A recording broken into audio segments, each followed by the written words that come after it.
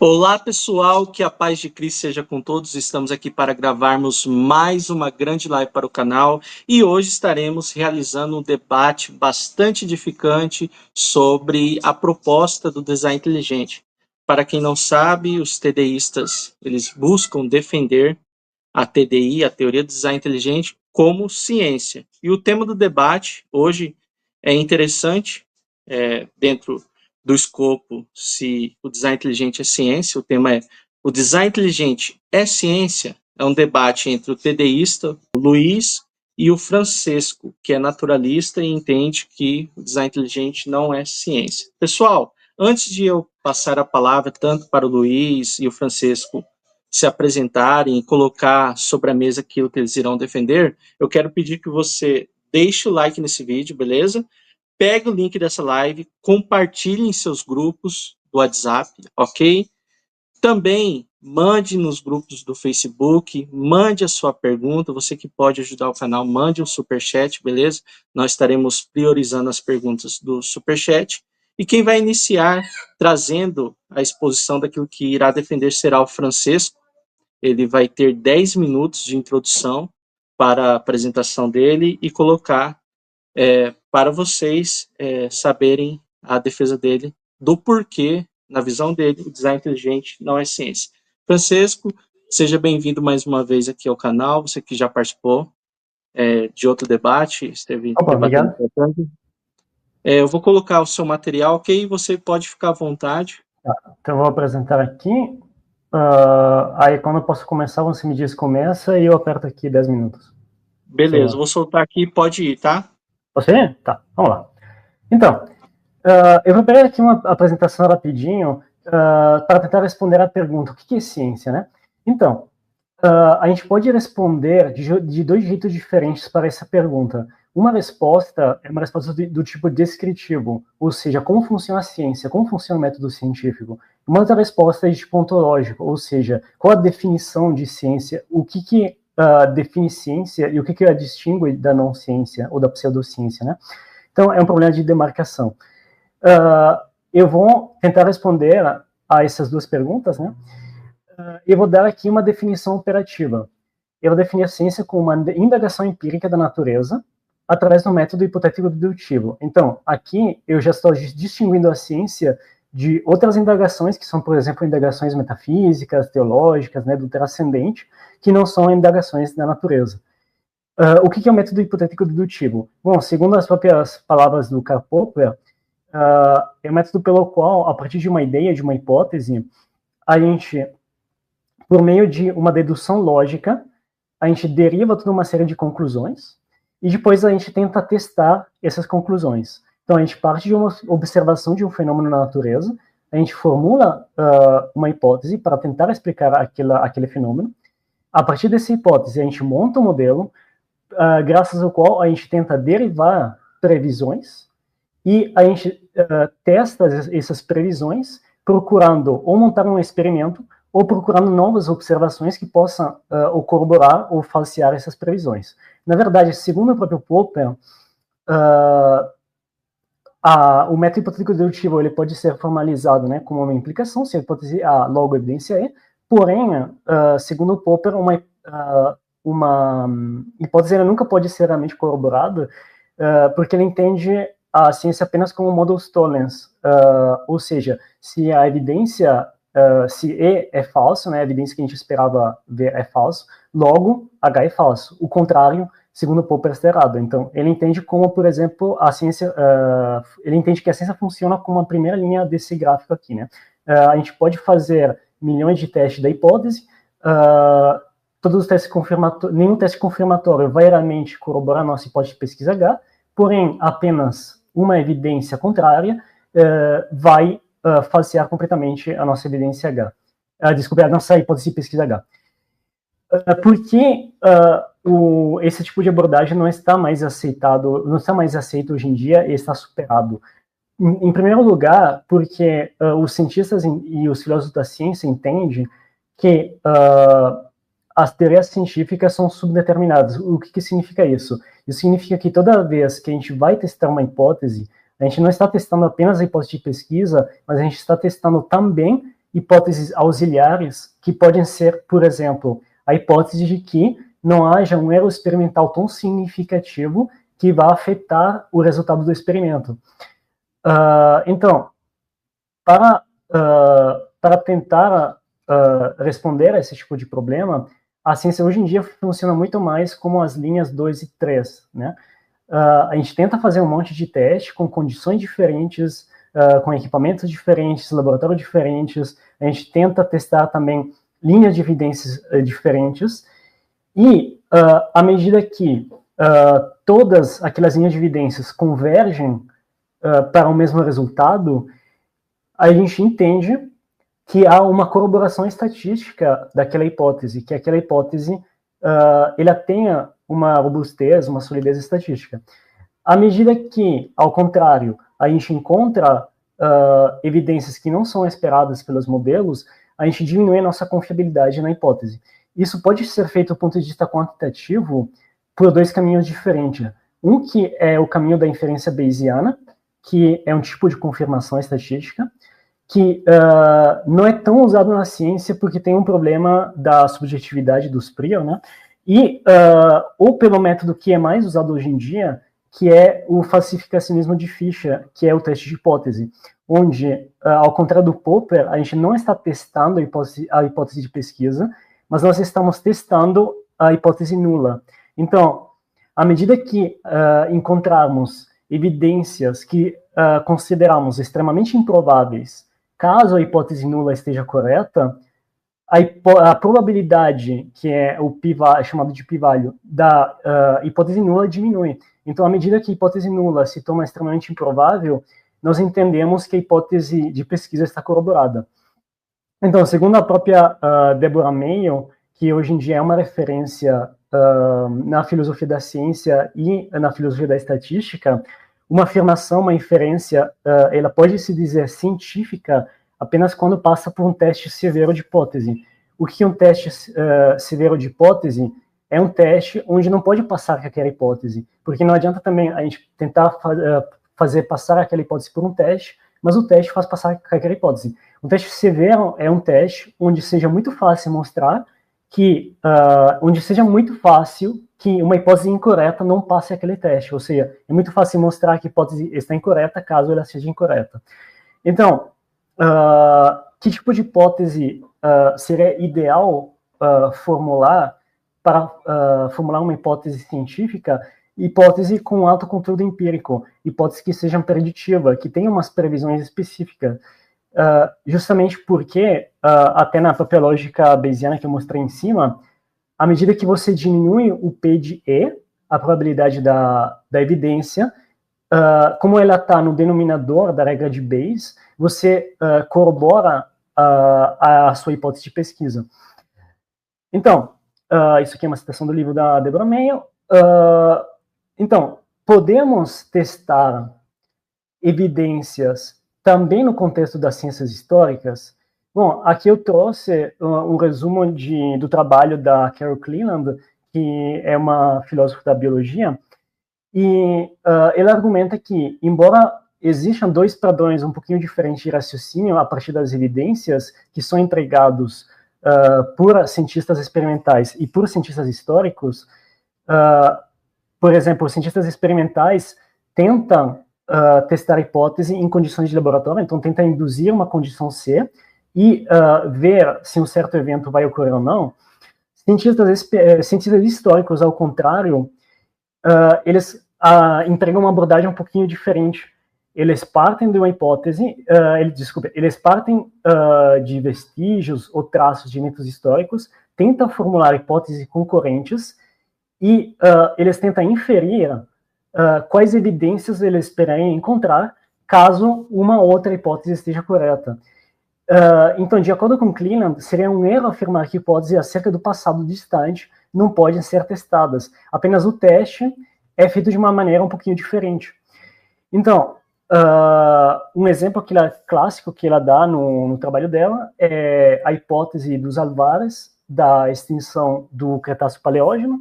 E aqui, peraí, eu tenho 2 minutos. Então, quando a gente for testar hipóteses acerca do passado, o ideal é a gente encontrar uma smoking gun, que chama na literatura, isso é tipo uma arma do crime, que é uma evidência que é tão forte que vai realmente discriminar entre uma hipótese e outra.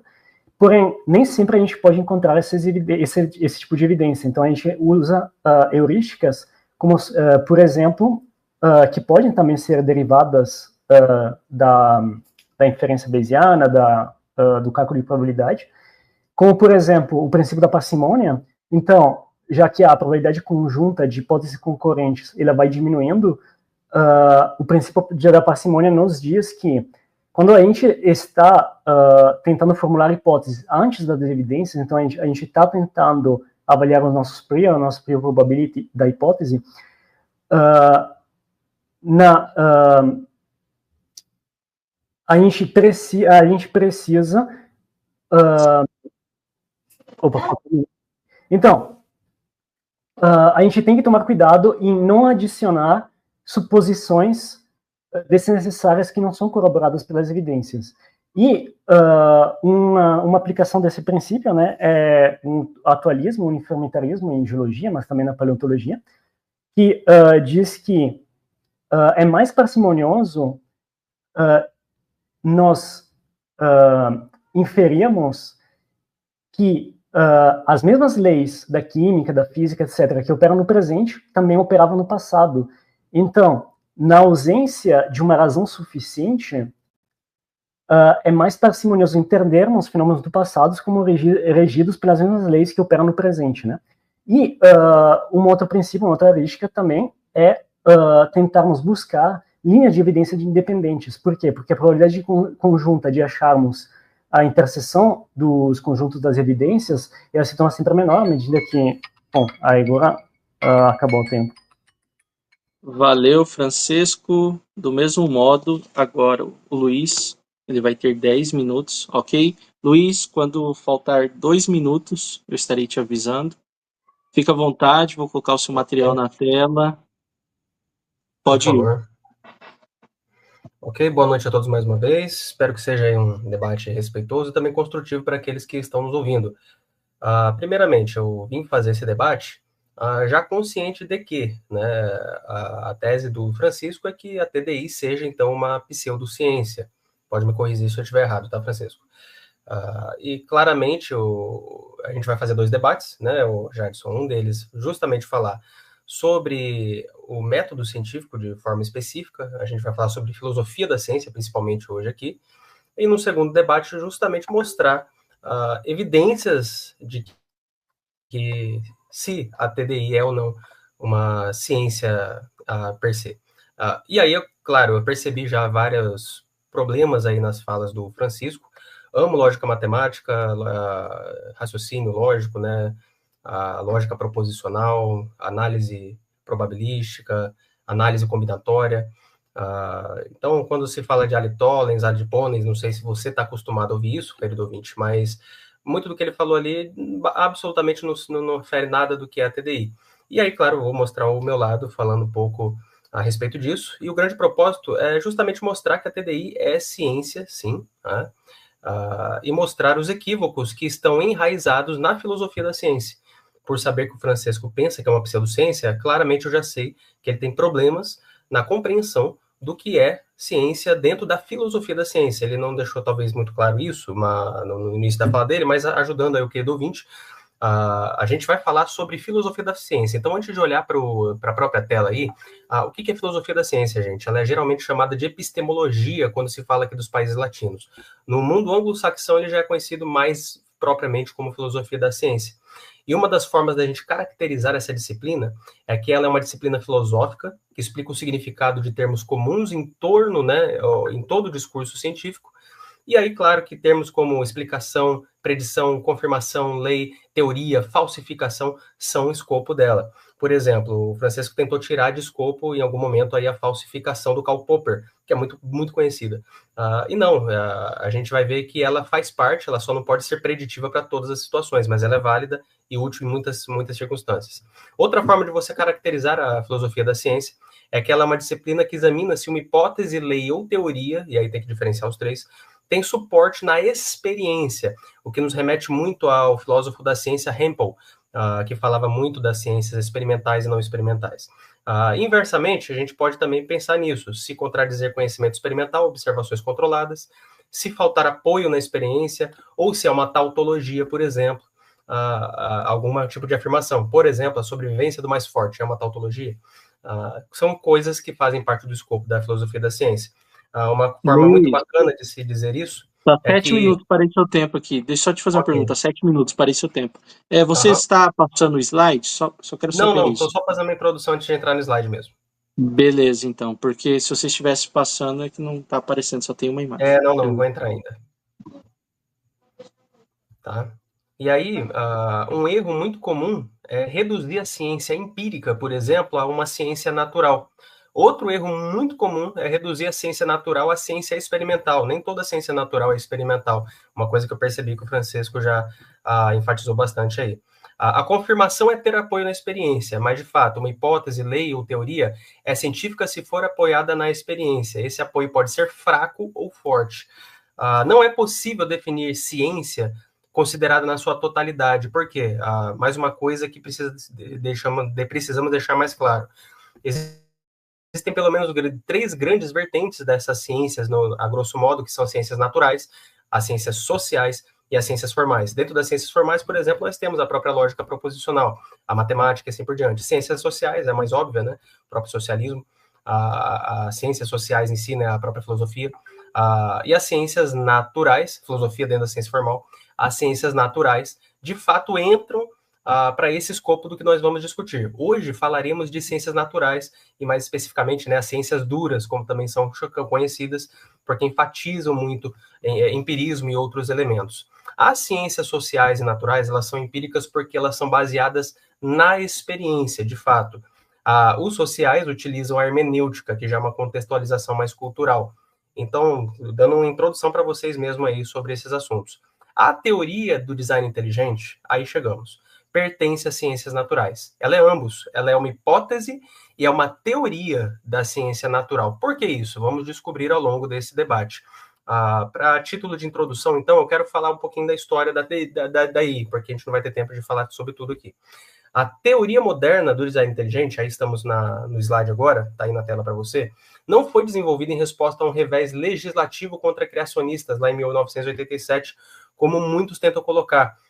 Aquele caso famoso do Dover, né, onde teve um julgamento bastante aparentemente parcial, a pessoa nem leu o processo, tá, pelo que tudo indica, embora tenha ali seus prós e contras, erros e acertos, uma coisa é certa, ela foi proposta pela primeira vez antes disso, então não foi uma questão politiqueira ali, foi em 1970 já, no início da década de 80, com Charles Taxon, Walter Brodley e Roger Olson. E aí eles vão tentar explicar o mistério duradouro da biologia moderna, que é o quê? A origem da informação do DNA. Isso aqui é muito interessante. É aqui que surge, embora não se limite a isso, tá, gente? Aqui a gente está falando só das raízes. Os antecedentes científicos, então, da teoria moderna, porque o design inteligente é falado ao longo da história, né, da humanidade, mas em 1953 o Watson e Crick elucidaram a estrutura do DNA. E é daqui que vai brotar muitas das discussões iniciais, principalmente ali sobre a informação ATCG, né, dos nucleotídeos, né, a adenina, timina, a citocina e guanina, próprio RNA também, né, com a sua adenosina. E com Bill Gates, como o próprio Bill Gates observou, o DNA é como um programa de computador, mas muito, muito mais avançado do que qualquer software já criado. Eu falo isso por causa da minha formação. Além de ser teólogo, eu também sou de outras áreas mais exatas, né? Sou formado na área de TI, já mexi em várias áreas, tenho um olhar holístico em cima da tecnologia da informação. Tenho PMP, sou certificado como Project Management Professional e outras coisas mais. E sei o que é informação, tá? E informação não é algo trivial. Então, esse argumento realmente nasce de algo muito sério. Lá na década de 60, se a gente voltar um pouquinho antes, já está havendo todo um problema em relação ao próprio darwinismo. Então, falando daquilo que já existia. O darwinismo e o neodarwinismo, quando se descobre a biologia molecular, ele vai sendo descoberto com crises, né? Vai tendo muitas crises, vai havendo gaps cada vez maiores em relação à teoria vigente, dentro da paleontologia, sistemática, biologia molecular, genética e várias outras coisas. Aqui tem uma lista de livros, se vocês quiserem ler, os clássicos, que eu sei que a maioria dos críticos do design inteligente mal leram o próprio Michael Behe. e vão lançar dúvidas sobre o processo criativo da mutação-seleção do mecanismo neodarwiniano.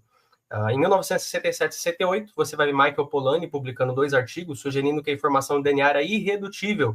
Um arranjo de uma página impressa é estranha à química da página impressa. O mesmo ocorre com o DNA. Afirmações profundas que vale a pena você pausar depois na gravação e voltar e pensar. Sobre a própria explicação do que seria uma das coisas essenciais da DI, que as pessoas precisam saber, a gente fala do filtro explanatório de Dembski. Ele nasce dentro dessa ideia da complexidade mais especificação, e é um dos pilares da TDI. 2 minutos. 2 minutos. E um dos grandes pilares nascem justamente daí, da complexidade especificada, por exemplo. Então, quando falamos de design inteligente, pessoal, a gente não está falando da teologia diretamente, a gente não está falando se Deus criou, nem se Deus não criou. Nós não queremos saber quem é o designer. E ali eu sei que vai vir a maior parte das críticas do Francesco. Como pode ser uma teoria se eu não explico quem ou qual que é o mecanismo? Só que a evolução também não explicou, o mecanismo está todo furado, está cheio de buracos, cheio de problemas. Eles também não sabem o mecanismo.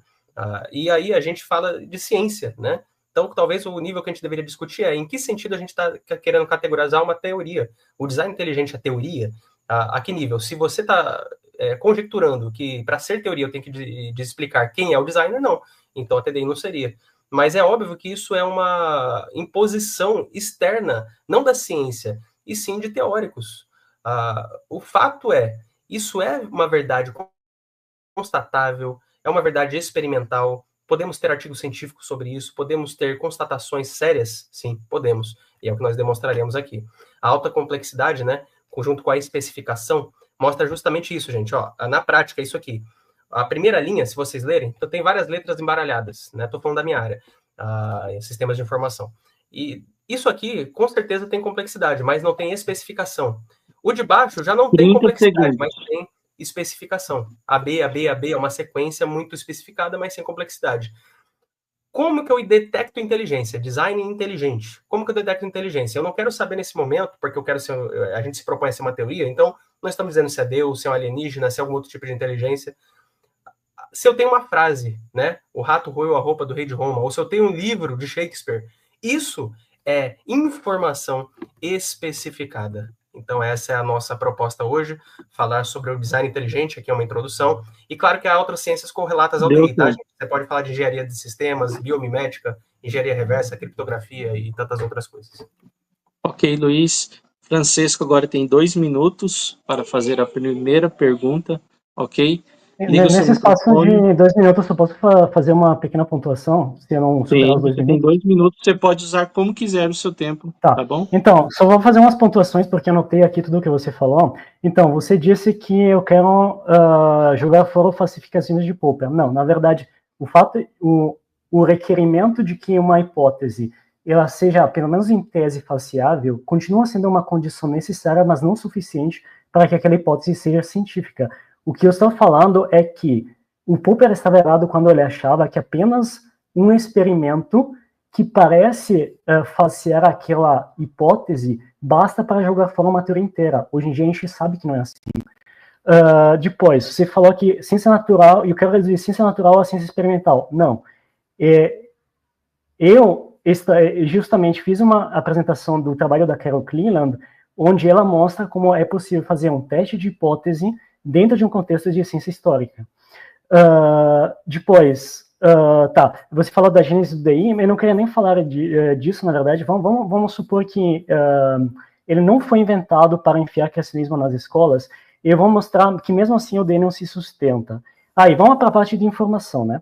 Então, você falou que no DNA tem informação irredutível e complexidade e especificação, né, que tem uma informação específica.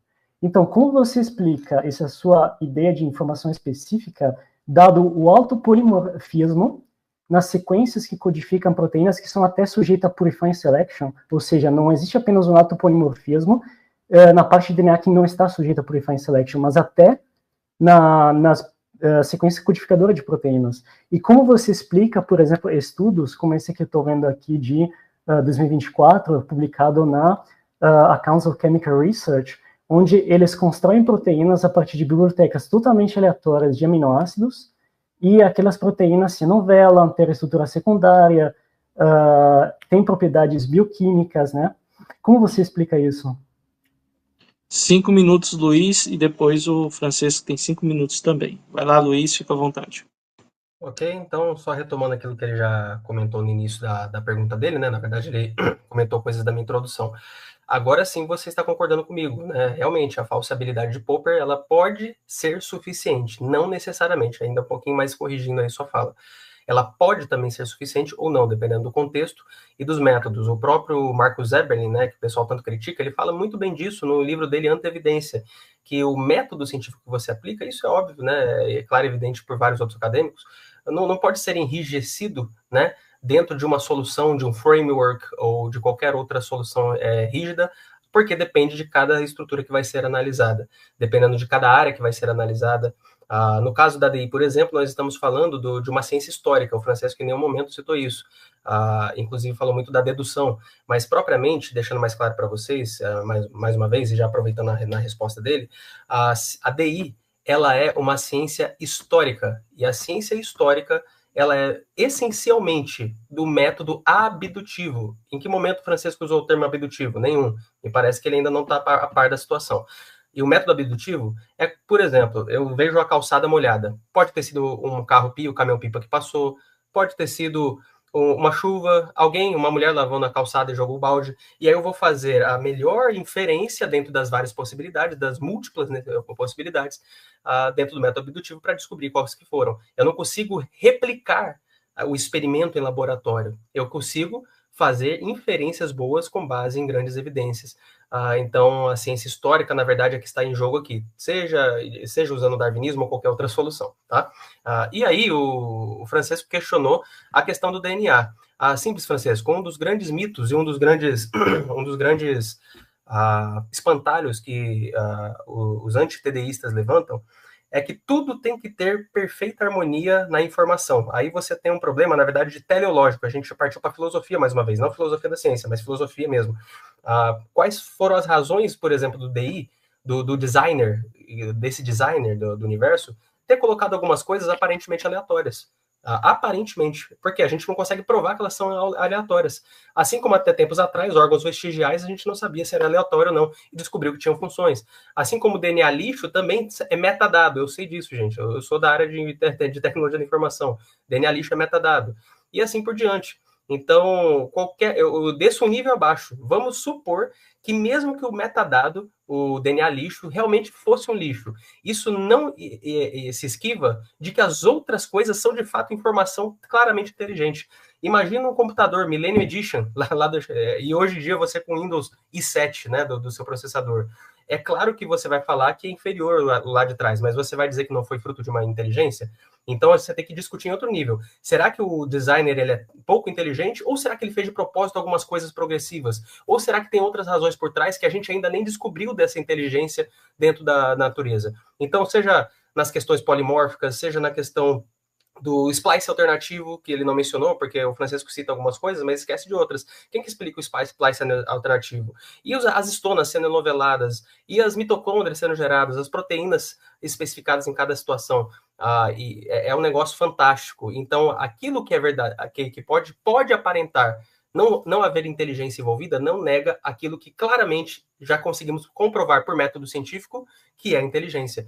E é aqui que a DI se envolve. Ou seja, é um espantalho dizer que a gente defende que tudo precisa estar envolvido com inteligência claramente e provando-se ela. Contanto que eu prove que haja inteligência, em algum nível, em alguma porcentagem, é nesse ponto aqui que se torna importante você falsear, sim. Aí a falseabilidade do Karl Popper se aplica. E você precisa... É falseável? É falseável. Prove, é falseável. Prove que essa forma aqui que nós propomos, por exemplo, do filtro explanatório de Dembski, não funciona. Porque foi produzida por algum mecanismo, como a seleção natural, como as mutações, como talvez outras, porque existem mais ou menos 8 teorias alternativas aí em relação ao próprio Darwin atualmente. Ok. Francisco, 5 minutos. 5 minutos? Pode falar. Enfim, Você falou que eu nunca mencionei a palavra abdução. Sinceramente, eu nunca mencionei abdução, mas quando eu falei de heurística, aquilo é justamente o raciocínio abdutivo. A heurística é raciocínio abdutivo. Então, eu apenas não usei a palavra, mas eu expliquei isso. Você falou 2 vezes que não falei de ciência histórica, quando eu preparei toda uma série de slides sobre o trabalho da Carol Cleland, que ela trabalha com a diferença entre ciência experimental e ciência histórica. Então, eu falei de ciência histórica, não sei de onde você tirou que não falei de ciência histórica.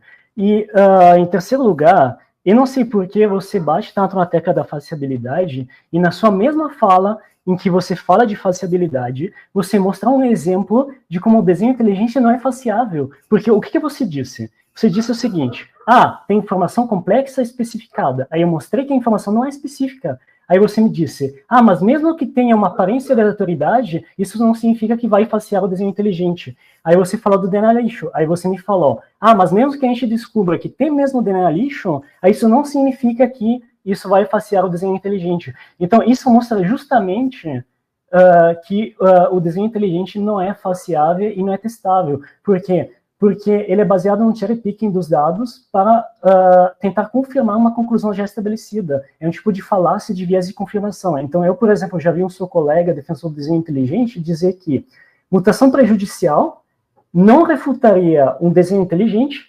porque a mutação prejudicial não foi desenhada pelo designer. Então, você faz um cherry picking dos dados, tudo que parece que comprova o desenho inteligente, você diz: não, isso foi feito pelo designer, e tudo que não corrobora a ideia de um desenho inteligente, com um monte de exemplos de bad design, vocês dizem: não, mas é que isso não foi feito pelo designer, entende?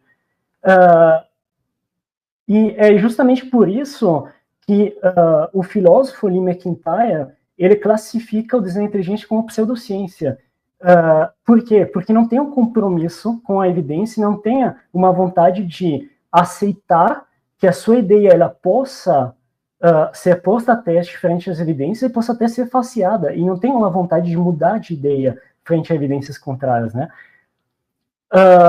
Enfim, quantos minutos falta? Quantos minutos faltam? 2 minutos e 30 segundos. Enfim, você falou que não existe DNA lixo porque é tudo metadado. Na verdade, a gente tem múltiplas evidências, tem muitas linhas de evidências independentes de que existe sim DNA lixo. E, inclusive, a gente tem experimentos de laboratório com camundongos, onde foram silenciadas milhões de bases do DNA. Aqueles camundongos se reproduziram, tiveram um prole fértil, continuaram vivendo tranquilamente. Então, a gente tem evidência de laboratório de que existem, sim, porções do DNA que são de todos, assim, que são realmente lixo. E a gente tem também uma evidência do C-Value Paradox. Como você explica o C-Value Paradox se você acha que 100% do DNA é codificante? Terminei. Beleza. Agora o Luiz vai fazer a pergunta dele. Se ele quiser responder, ele responde essa questão que o Francisco levantou. Mas agora é a vez dele de fazer a pergunta. Vai lá, Luiz, fica à vontade. Ok. 2 minutos. Só nos primeiros segundinhos aqui, né? O Francisco está levantando a falácia de cantar vitória, né? Como se tivesse me refutado. Não. Falseável, como eu já coloquei, ele se aplica claramente a DI naquele aspecto que eu coloquei. Aí ele foi, em vez de analisar a proposição A que eu coloquei, ele levantou outra proposição B para tentar negar. E quando você fala de ser falseável, o problema está no neodarwinismo e na própria proposição de Darwin. Charles Darwin, já leu os livros dele? Quando ele fala sobre isso, o próprio Dr. Michael Behe critica isso no livro A Evolução de Darwin, né? Darwin de Wolves. E lá naquele livro ele vai dizer que o Darwin comentando como que é falseável a minha teoria. É só você mostrar o não. O não. Pega essa palavrinha não e você vai ver que o falseável dele é furado. Isso sim é colocar um negócio aberto, ou seja, o Francisco está aplicando a mim, o que na verdade se aplica ao neodarwinismo. A TDI é falseável. Pesquisa na internet, ouça outros debatedores também. O meu tempo aqui da pergunta não vai dar, mas fica claro que isso aí é um espantalho. E falou de experimentos, né? Vários experimentos aí. Nenhum deles, em nenhum momento, por exemplo, ele citou os experimentos da bactéria E. coli. Calma, lá no próximo debate a gente fala profundamente dela, então. As bactérias E. coli e muitas outras, mostrando sim problemas seríssimos do lado do neodarwinismo. E a TDI não é só atacar, é afirmar o nosso lado. Então, afirmando o nosso lado, a pergunta é: qual a diferença de uma teoria e de uma hipótese, ô Francisco? Porque a gente está falando de filosofia da ciência, então não dá para avançar sem você entender como isso afeta o modo como a TDI se propõe a ser uma teoria. De novo, qual a diferença de uma teoria e uma hipótese e como isso afeta o modo como a TDI se propõe a ser uma teoria? Ok, Francisco, 5 minutos, fica à vontade, pode ir. Na verdade, já dei o exemplo quando eu citei o princípio de marcação que a Deborah Mayer usa, que isso pode se tornar teoria após ter passado por vários testes de celeiro de hipótese. Então, como você pode testar o desenho inteligente? Tipo, existe alguma evidência que, se você encontrar, você vai se convencer de que o desenho inteligente está errado? Entende? Esse que é o problema. E também você citou a falsibilidade de Darwin. Então, eu tenho preparado uma apresentação aqui. Eu tinha preparado também sobre como pode ser testada a teoria da evolução. Só que aí o Jadson me disse que isso seria do tema, né? Pode ser para outro debate. Mas só para esclarecer um ponto, é que a teoria da evolução, como apresentada por Darwin, ela não apenas era falseável, como ela foi falseada por um cara chamado Jenkins. E ele levantou um ponto que falseou completamente o modelo do Darwin. O modelo do Darwin está errado. Por quê? Porque o Darwin ele tinha feito uma hipótese sobre como se daria a herança que estava completamente errada. Então o modelo do Darwin já foi falseado. Hoje em dia, ninguém aceita o darwinismo. Hoje em dia, a teoria da evolução está baseada na genética de populações e no neo-darwinismo, na síntese moderna, não em Darwin, porque o modelo de Darwin, como ele foi exposto por Darwin, não funciona. Ok, Luiz, você tem 5 minutos, pode ir. Por que eu fiz essas perguntas, gente, dentro da filosofia da ciência? Porque eu sabia que as deficiências do meu oponente estariam dentro da filosofia da ciência. Quando ele fala de Darwin, por exemplo, mais uma vez, ele levantou uma falácia do espantalho. O que eu disse que foi a forma como Darwin propôs a falseabilidade era errada, sim. Era débil. Você já viu a citação dele? Senão a gente traz depois. Mas a fala dele é claríssima em erro, e claro que eu sei que ela é falseável hoje, justamente porque nós levantamos as proposições corretas para falseá-la. Mas como Darwin propôs, foi radicalmente assim, como eu posso usar uma palavra que não seja rude, né? Mas foi uma forma não científica de colocar as coisas, de forma que seria dificilmente refutada. Mas, hoje em dia, nós temos todas as evidências de que o mecanismo de Darwin está furado. É justamente isso. E aí, quando ele fala... mais uma vez, gente, o Francesco não explicou a diferença de teoria e de hipótese. Então, vamos entender o que realmente é teoria e hipótese? Porque, na verdade, isso aí, como várias outras áreas da ciência, a própria minha área de formação, existem divergências entre os próprios acadêmicos, a forma como eles colocam. Alguns até acrescentam termos como modelo, né, que nem é um termo tão formal. Mas vamos falar de hipótese. Ele não explicou claramente, embora esteja embutido lá na introdução dele, não ficou claro também. E aí, Francesco, vai um conselho. Eu sou analista de requisitos de negócios, dentre outras coisas que eu já fiz. Eu sei quando alguém não está sendo claro, tá? Porque eu levanto requisitos, eu construo software com base em requisitos. E não, você não foi claro na sua introdução. Algumas coisas realmente a gente concorda e você não foi claro. Existem vários tipos de hipóteses nas ciências empíricas. Existe, por exemplo, a hipótese existencial, que é uma conjectura de algo que existe ou existiu, e a hipótese explicativa, que é a conjectura da causa ou origem de algo. É aqui que nós estamos. É a hipótese explicativa. Então, primeiro ponto, nessa linha que nós estamos falando. Segundo, quando a gente fala de hipótese, houve uma diferença importantíssima que você não fez. A diferença entre hipótese e hipótese científica, como o próprio Dr. Juan coloca em uma das coisas que ele faz. Na hipótese científica, aí sim nós estamos falando de coisas que a gente pode colocar dentro da hipótese explicativa, usando hipóteses, inclusive, contrastantes.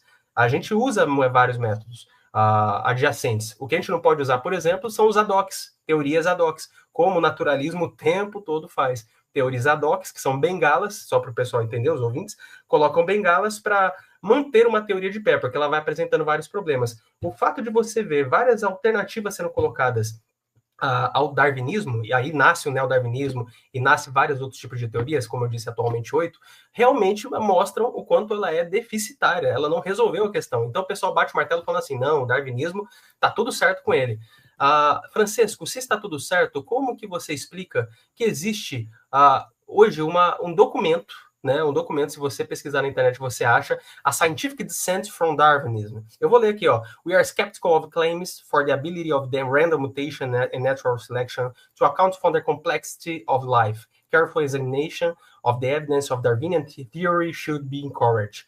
Eles estão dizendo, todos esses caras aqui, se eu não me engano, mais de 100 ou 200, se vocês quiserem, eu deixo o link aqui para vocês verem, doutores, PhDs, uma sequência inteira. Você está chamando todos esses caras, Francisco, de pseudocientistas. Eles estão todos duvidando e colocando em questão o mecanismo de Darwin, que você tanto coloca. Então, sim, há uma importância entre a diferença de teoria e hipótese. E aqui a gente, às vezes, pode colocar elas como sinônimas. Uma hipótese científica é uma teoria, e é nesse sentido que a TDI ela é teoria. Ela é teoria no sentido de que ela é uma hipótese científica. TDI, porque o pessoal muitas vezes questiona essa questão dela ser uma teoria. Ela não necessariamente precisa ser uma teoria no nível do que Darwin propôs, tentar explicar o mecanismo. Não, a gente não explica o mecanismo, mas a conclusão a que nós chegamos, analisando as evidências, analisando por evidências, a gente consegue chegar à conclusão de que sim, é científico dizer que a vida e o próprio universo vieram de uma causa inteligente, não do acaso, nem da necessidade, como, por exemplo, numa lei física. E isso o próprio filtro explanatório de Dembski deixa muito claro. Agora eu não vou conseguir colocar, daqui a pouco a gente levanta aí para vocês conhecerem um pouco mais sobre isso. Então, e mais uma vez, obrigado, Francisco, essa é uma ótima oportunidade das pessoas conhecerem o DI. Valeu. Só vou ler esse comentário antes de passar pro Francisco. Galera, qual que é o papel do mediador? É ser parcial? Não é. É ser imparcial. Por mais que, se eu ver alguém cometendo algum erro de raciocínio, falando alguma coisa, quem que tem que perceber isso e falar é quem está debatendo, não o mediador. O papel do mediador é apenas estabelecer o tempo, o respeito e o ambiente do debate, beleza? Porque se eu, como cristão, falo alguma coisa ali está sendo parcial. Do mesmo modo, se eu fazer isso no tocante a falar alguma coisa do Luiz quando ele estiver argumentando, né? Então, não faz sentido, Antônio, essa questão do moderador tomar uma posição em relação do que eles estão falando. Beleza? Francisco, 2 minutos, faça sua pergunta. Fica à vontade. Me parece impossível debater desse jeito, porque continua me dizendo que eu não falei coisa que eu já falei. Então, o meu oponente disse que eu não falei o que é uma hipótese científica. Eu disse que para ser científica tem que ser uma hipótese de ato contudo empírico. Eu defini isso lá no começo. Ele disse que não falei dos adox. Eu literalmente fiz uns slides sobre o princípio da parcimônia, sobre o fato que a gente não tem que adicionar um monte de hipóteses ad hoc que não estão respaldadas nas evidências. Então, me parece que o meu oponente não está ouvindo nada do que eu estou falando. Não está prestando muita atenção. Enfim, sobre essa questão do documento Scientific Descent from Darwinism, esse é um exemplo de manual de uma falácia de apelo à autoridade, porque se você olhar aquele documento, é a minoria da minoria daqueles PhDs que são formados em biologia, trabalham na área de biologia evolutiva. A grande maioria são PhDs de área que não tem nada a ver com biologia.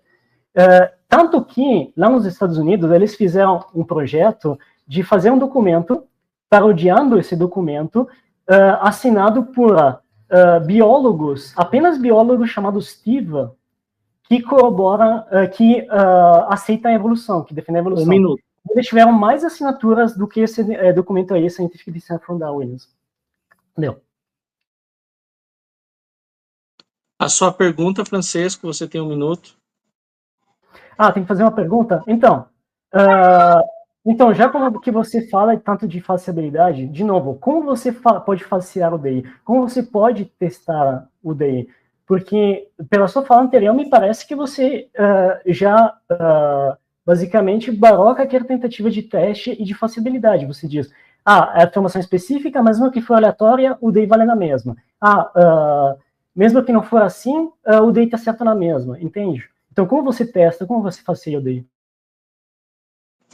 Ok, 5 minutos, Luiz, pode ir. Vamos lá? Eu até estava esquecendo de dizer, tem várias coisas aí que o Francesco insistentemente diz que respondeu, que não respondeu, e tentando corrigindo errado. Por exemplo, a heurística, né? Ele tentou dizer que não, eu expliquei o método abdutivo quando eu usei a heurística. E quem disse que a heurística, ela sempre usa o método abdutivo? Ela pode envolver o raciocínio abdutivo, mas ela também pode se basear em outros tipos de inferência, como a própria indutiva ou até mesmo a dedutiva em certos contextos. Então, não, isso não foi um exemplo de abdução. Ele tentou sair pela tangente usando essa questão da heurística. E que não seja, enfim.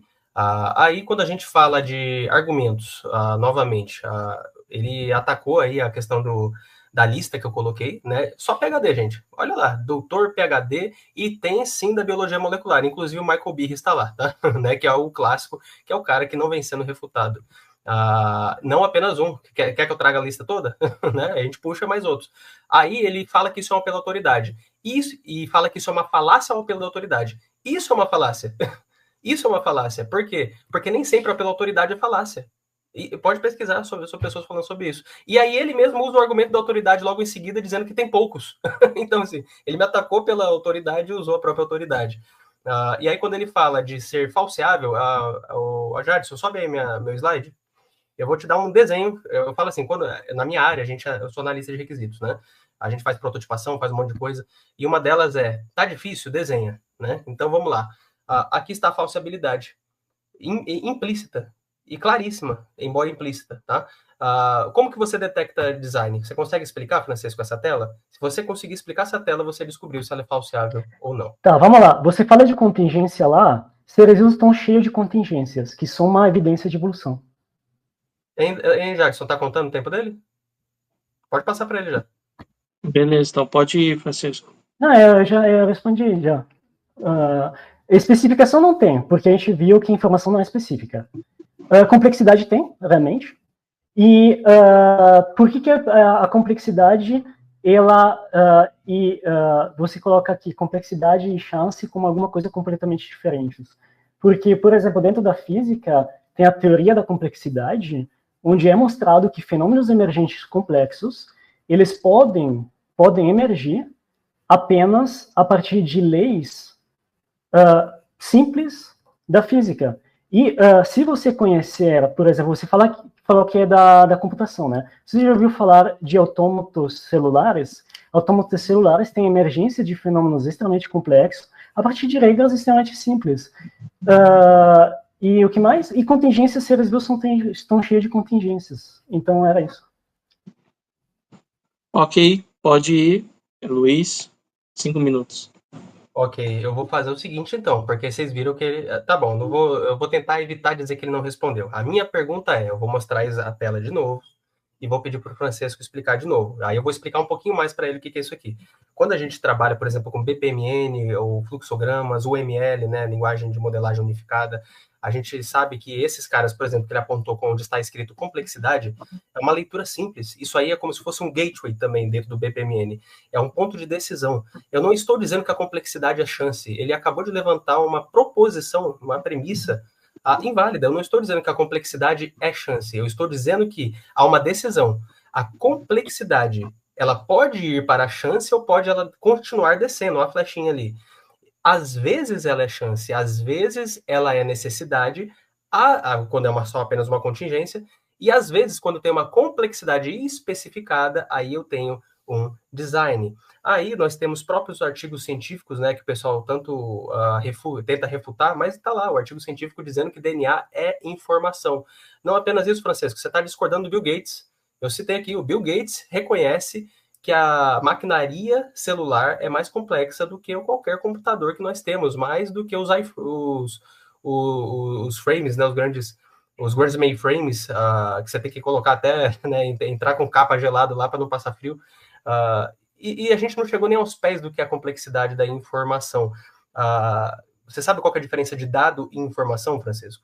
Então, assim, a minha pergunta está bem clara aqui. Leia novamente e me diga, onde não é científico esse filtro explanatório de Dembski? Porque se não fosse, por que ele ainda continua o tempo todo sendo relevante em vários contextos científicos? E desde sempre, é um clássico, está no livro dele, o Dembski cita isso, se eu não me engano, Stephen Meyer também cita no livro dele, o tempo todo ele é citado. E aí, aproveita e diz para nós o seguinte, Isso aqui é complexidade especificada. Esse é o único pilar da ADI, Francisco? Se você quiser, aproveita e já nos fala aí quais são os outros pilares e explique por que eles estão falsos, por que eles são errados. Então, vamos lá. Primeiro, informação. Você diz que trabalha na área de TI. Você deve já ter ouvido falar da teoria da informação de Shannon, né? Você deve saber que existe uma analogia entre a entropia da informação, como definida por Shannon, e a entropia da termodinâmica de Maxwell, por exemplo, de Boltzmann, da versão moderna da termodinâmica. Então, a gente... coisas materiais não podem ser informação, mas podem carregar informação. Um DNA não é informação, mas ele carrega uma informação. O fato de algo carregar informação não significa necessariamente que aquele algo foi projetado por um ser humano ou por um designer. Por quê? Porque você pode pegar um sistema físico qualquer que tenha uma série de partículas onde cada uma tenha um certo momento, uma certa posição, né? E você pode associar uma quantidade de informação àquele sistema. Isso significa que aquele sistema necessariamente foi criado por um designer? Não. Você perguntou se eu conheço os outros pilares do desenho inteligente. Sim, por exemplo, um outro argumento do desenho inteligente é complexidade irredutível. Complexidade irredutível é um argumento que, cujos exemplos que foram propostos até agora já foram todos refutados. E é um argumento que, se você quiser, eu pego até a definição do BI aqui, que é a system which is composed of several interacting parts, or the removal of any one of the parts causes the system to cease functioning. Ou seja, um sistema que é composto de múltiplas partes que interagem entre elas, onde se tirarmos apenas uma delas, o sistema deixa de funcionar. Eu posso dar para vocês N exemplos, onde a gente aplica isso a um sistema biológico, e se a gente tentar aplicar isso a apenas um ser vivo, a gente tenta tirar uma parte, a gente diz, bom, não deixa de funcionar. Então, é impossível daquilo ter evoluído. Mas a gente acha vivos hoje seres mais simples que desempenham a mesma função, com uma parte a menos, ou a gente acha no registro fóssil registro dessa mudança de uma mudança gradual. Então, isso já faceia totalmente a ideia de que você possa aplicar o princípio de complexidade irredutível para facear uma evolução, uma mudança gradual. Quer um exemplo muito simples? A evolução dos ossos internos dos nossos ouvidos. São 3 ossos. Se você tirar apenas um deles, o ouvido deixa de funcionar. Mas a gente tem no registro fóssil todo o registro com todas as formas intermediárias da evolução dos ossos do ouvido. Ou seja, esse princípio ele foi totalmente falseado como sendo capaz de discriminar se algum sistema complexo surgiu por etapas, por gerações sucessivas, ou se ele surgiu pronto. Ok, Luiz, pode ir 5 minutos. Ok, então, como vocês podem ver, não é possível refutar o filtro explanatório de Dembski. Não apenas isso, é possível levantar o clássico espantalho. Eu estava esperando por isso, eu queria muito refutar esse espantalho que o Francisco acabou de colocar. Ele colocou a questão da ancestralidade comum, gente. Quem disse que a DI está refutando a ancestralidade comum? Isso prova, está provado, pronto. Ele acabou de citar. Ele usou o exemplo do osso para dizer que houve ancestralidade comum. Em nenhum momento isso prova que o mecanismo foi refutado. Eu creio, eu tenho aí a minha fé, né? Eu tenho também argumentos científicos, mas é criacionismo científico, não é TDI, que não houve evolução das espécies, por N motivos que a gente pode combater, colocar um debate só sobre isso. Mas a TDI, olha o tamanho do espantalho, e eu sei que todos fazem isso, porque pouquíssima gente leu Birri. Francisco, balança a cabeça aí, você leu a Evolução de Darwin? Você leu Darwin Black Box? Assim, eu preparei até aqui toda uma apresentação justamente sobre esses argumentos da Darwin Black Box, é que não deu tempo de apresentar porque estava só naqueles 10 minutos, né? Mas você leu? Oi? Você leu? Eu não li de cabo a rabo, mas eu li na parte em que ele explica aqueles argumentos, por exemplo, porque eu precisava puxar os argumentos dele. Por exemplo, a parte do complexidade redutiva. Você ia descobrir que o próprio Birri, no comecinho, se você tivesse lido só a introdução do Michael Birri na Darwin Black Box, você vai descobrir que ele mesmo reconhece que não está refutando a ancestralidade comum, e sim o mecanismo Eu da nunca falei de ancestralidade comum. Nunca falei em E ancestralidade aí comum. você coloca o exemplo espantalho gigantesco, que é o osso humano, da ancestralidade comum. Ou seja, eu refuto também a ancestralidade comum, mas como estamos falando de TDI, aqui está o grande espantalho. As pessoas não sabem, gente, o que é TDI. As pessoas não leram a literatura do jeito que deveriam ler. E a prova está aí, tá? Então, assim, é um grande espantalho. O que a gente fala na TDI é que o mecanismo de Darwin está furado. O mecanismo dele não explica. A seleção natural, mais as mutações, elas não resolvem o problema a nível de família. Antes, no Darwin, o Ed, né, eu estou pensando no inglês aqui, estou mais acostumado com o inglês, nos limites lá da evolução de Darwin, ele falava do nível de classe. Depois ele foi para o nível de família, percebeu que o negócio é um pouco mais complicado. E claramente o designer, se ele fez, você, Francisco, ou qualquer outro, pode ser um TDIsta, embora eu não ache coerente, mas há TDIstas que são evolucionistas. O próprio Antônio, que está aqui com a gente no chat, ele reconhece que pode ter havido ancestralidade, me corrija aí, Antônio, se eu estiver errado, né? Mas que o mecanismo não funciona, o mecanismo está errado. E isso você vê por vários problemas. O próprio Stephen Meyer falando da explosão cambriana, você tem achados arqueológicos lá do próprio de uma própria bota esmagando um trilobita e assim por diante. Então, não, tudo que o próprio Francisco falou agora não refuta em momento algum aquilo que nós estamos propondo como TDI. É por isso que eu digo, as pessoas não aceitam a TDI porque elas não sabem o que é TDI. Muitas vezes não conhecem a filosofia da ciência, por isso estou batendo em cima da filosofia da ciência, mas não conhecem nem o nível do que a TDI está propondo a fazer. Como a gente pode chamar de pseudociência? É uma coisa que eu nem sei o que de fato ela está propondo. Por quê? Porque as pessoas ficam assistindo só o YouTube. Porque as pessoas veem um defensor ou outro que, como eu, defendem também o criacionismo e acham que a TDI é criacionista. Entende? Então, esse é um dos grandes problemas. Não ache isso áspero, tá, Francisco? Fica um convite, venha conhecer a TDI como ela é de fato. E ela está aberta a receber outras pessoas. E aí, num outro momento, eu sou teólogo.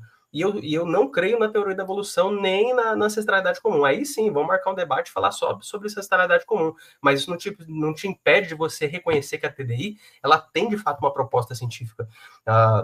E por N motivos que já temos visto aqui. E aí, assim, você pode questionar se ela é uma teoria, tentar colocar numa hipótese, alguns questionam isso, mas ela é uma hipótese científica, nesse sentido que ela é teoria, já expliquei. Então, assim, a discussão não é se ela é ciência, a discussão é em que nível de ciência ela está colocada. Mas a conclusão dela, gente, é absolutamente científica, a conclusão é óbvia, é objetiva. A DI, o design inteligente é a melhor explicação, a melhor inferência dentro da ciência natural de que o universo foi formado, não por causas naturais, não por acidente, não por necessidade, não por leis físicas. Eu posso fazer uma resposta rápida em 30 segundos para concluir? Assim, a questão é a seguinte, né? Eu não tenho nada contra você, Luiz, mas é que fica difícil debater quando toda hora se diz que eu não falei coisas que eu falei e que eu falei coisa que eu não falei. Em nenhum momento eu usei as palavras ancestralidade comum. Eu vou explicar rapidinho o que é ancestralidade comum. Eu tenho essa linhagem aqui e essa linhagem aqui, e eu estou inferindo que essa terceira aqui é um ancestral em comum entre as duas. O que eu falei? Eu falei que a complexidade irredutível é um método fracassado que não funciona quando você quiser aferir se um sistema complexo ele foi criado pronto, do jeito que está por um designer, ou se ele chegou naquele ponto por etapas sucessivas. Você poderia ter apenas uma linhagem na história da vida, e ainda assim o argumento que eu usei funcionaria, entende? Porque eu nunca falei de ancestralidade comum, eu falei de um sistema chegar ali por... Vou fazer uma pergunta sincera para os dois. O mecanismo de Darwin. Você deu um exemplo do osso. Quero que os dois sejam... Justamente os símios, né? O seu argumento eu poderia colocar dentro de uma cladística, fazer uma homologia dela. Vocês concordam que as visões de vocês são opostas, né? As duas não podem ser verdade ao mesmo tempo, no mesmo sentido, então enquanto um está certo, outro está errado. Na sua visão, Francisco, o Luiz, ao defender o design inteligente, ele está mentindo, né? Para dizer que é ciência. Não, peraí, calma. Porque assim, ó, mentira significa eu saber de algum jeito que ele sabe que está errado e está falando alguma coisa diferente de propósito. Porque mentira significa alguma maldade. Eu não acredito que ele está mentindo, não. Eu acredito que ele acredita. Entendi. E você, Luiz? Olha, eu acho que existe, assim, como o Michel Foucault falava, né, dentro das próprias ciências sociais, que existe uma vontade de verdade. Então, não acho que o Francisco está dizendo assim, ó, cara, eu vou mentir. Mas existe toda uma tendenciosidade na mente naturalista, não estou falando do método naturalista, tá, Francisco? O naturalismo metodológico é bom, ele é válido para a gente fazer as coisas. O problema é a filosofia dela. Então, assim, a filosofia naturalista.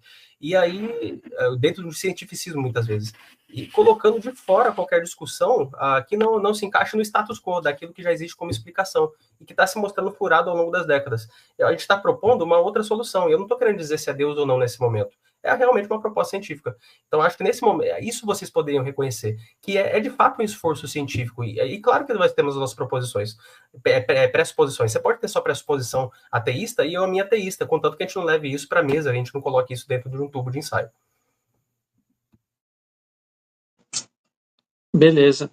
Então, por que eu fiz essa pergunta? Porque eu vejo que o debate envolve isso mesmo, em relação àquilo que a pessoa acredita, aquilo que a pessoa entende. Não necessariamente que ela está ali estabelecendo a verdade absoluta acerca daquilo que ela está propondo. E eu reforço aqui, eu não sei se vocês têm o mesmo entendimento que eu, tanto Francisco como Luiz, essa questão de. Eu tenho uma opinião acerca do assunto, né? Eu intervir e falar, não, aquele ali está falando errado, aquele ali está mentindo. Qual que é a opinião de vocês? Como deve ser o moderador? Você acha que ele deve intervir mesmo quando achar que alguém está mentindo, tá falando algo que Acho que é quanto errado?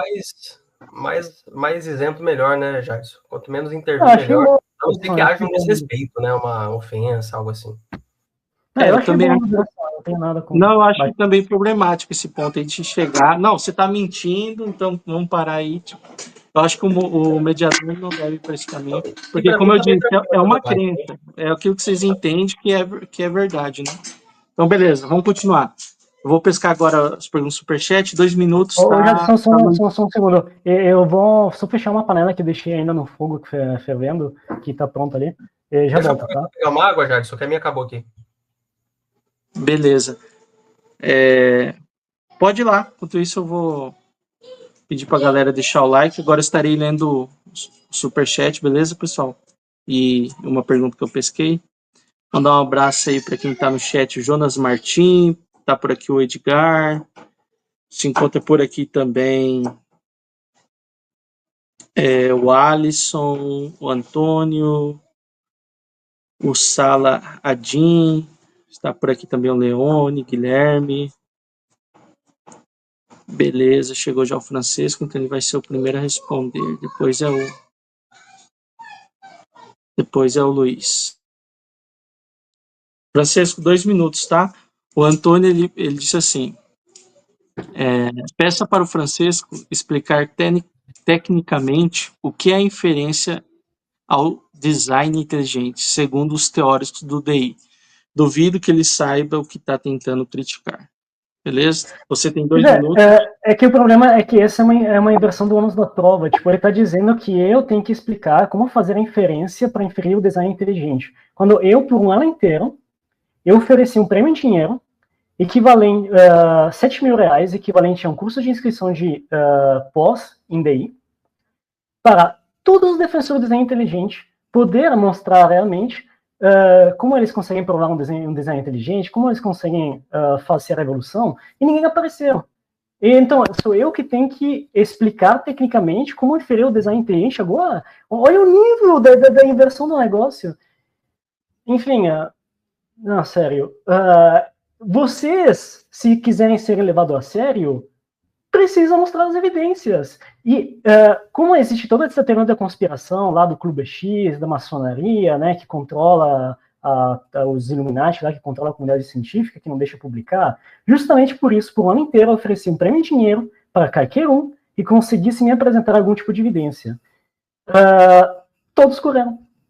Então, assim, eu não sei o que eles querem mais. Eles querem que eu faça o trabalho para eles? Só uma observação, eu não corri, eu nem vi esse desafio.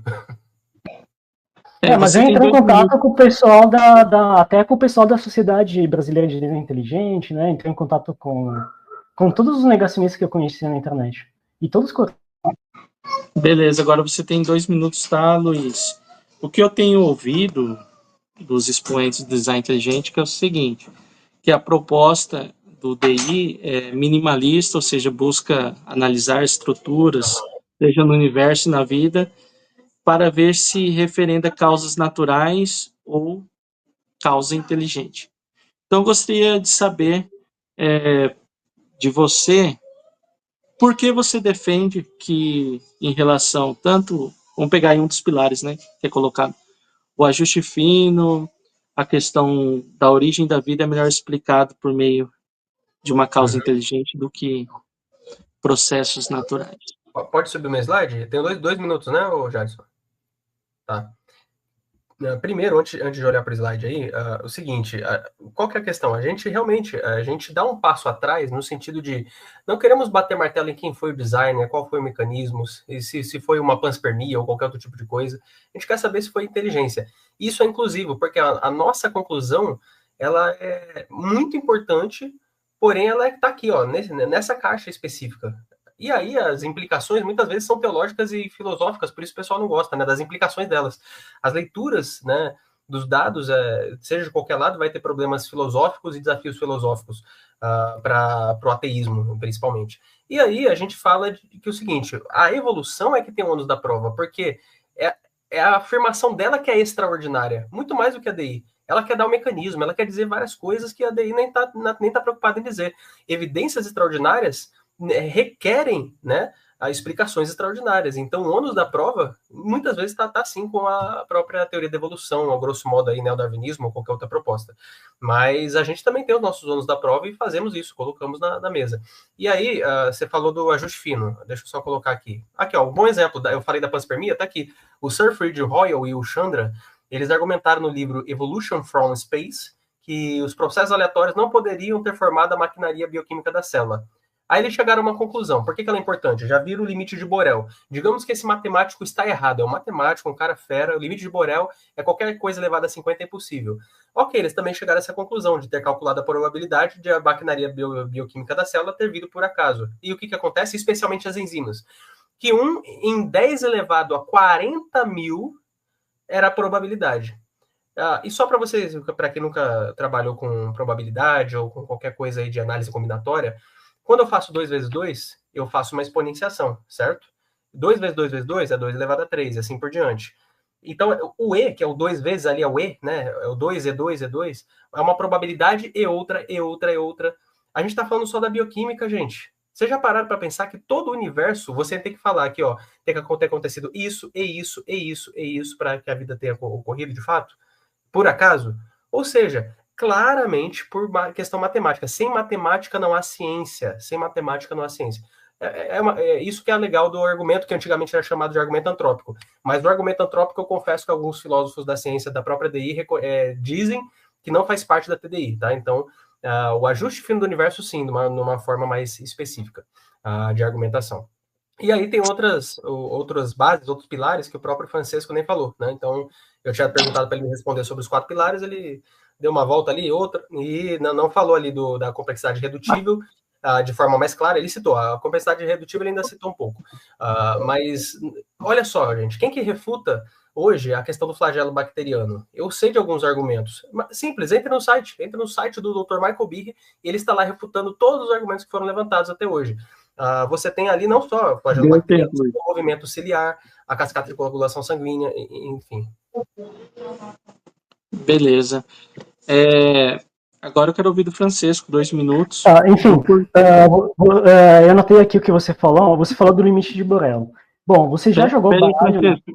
Pera um pouquinho, Francisco. Você já vai entrar a responder. Só que agora é o momento da pergunta do chat também.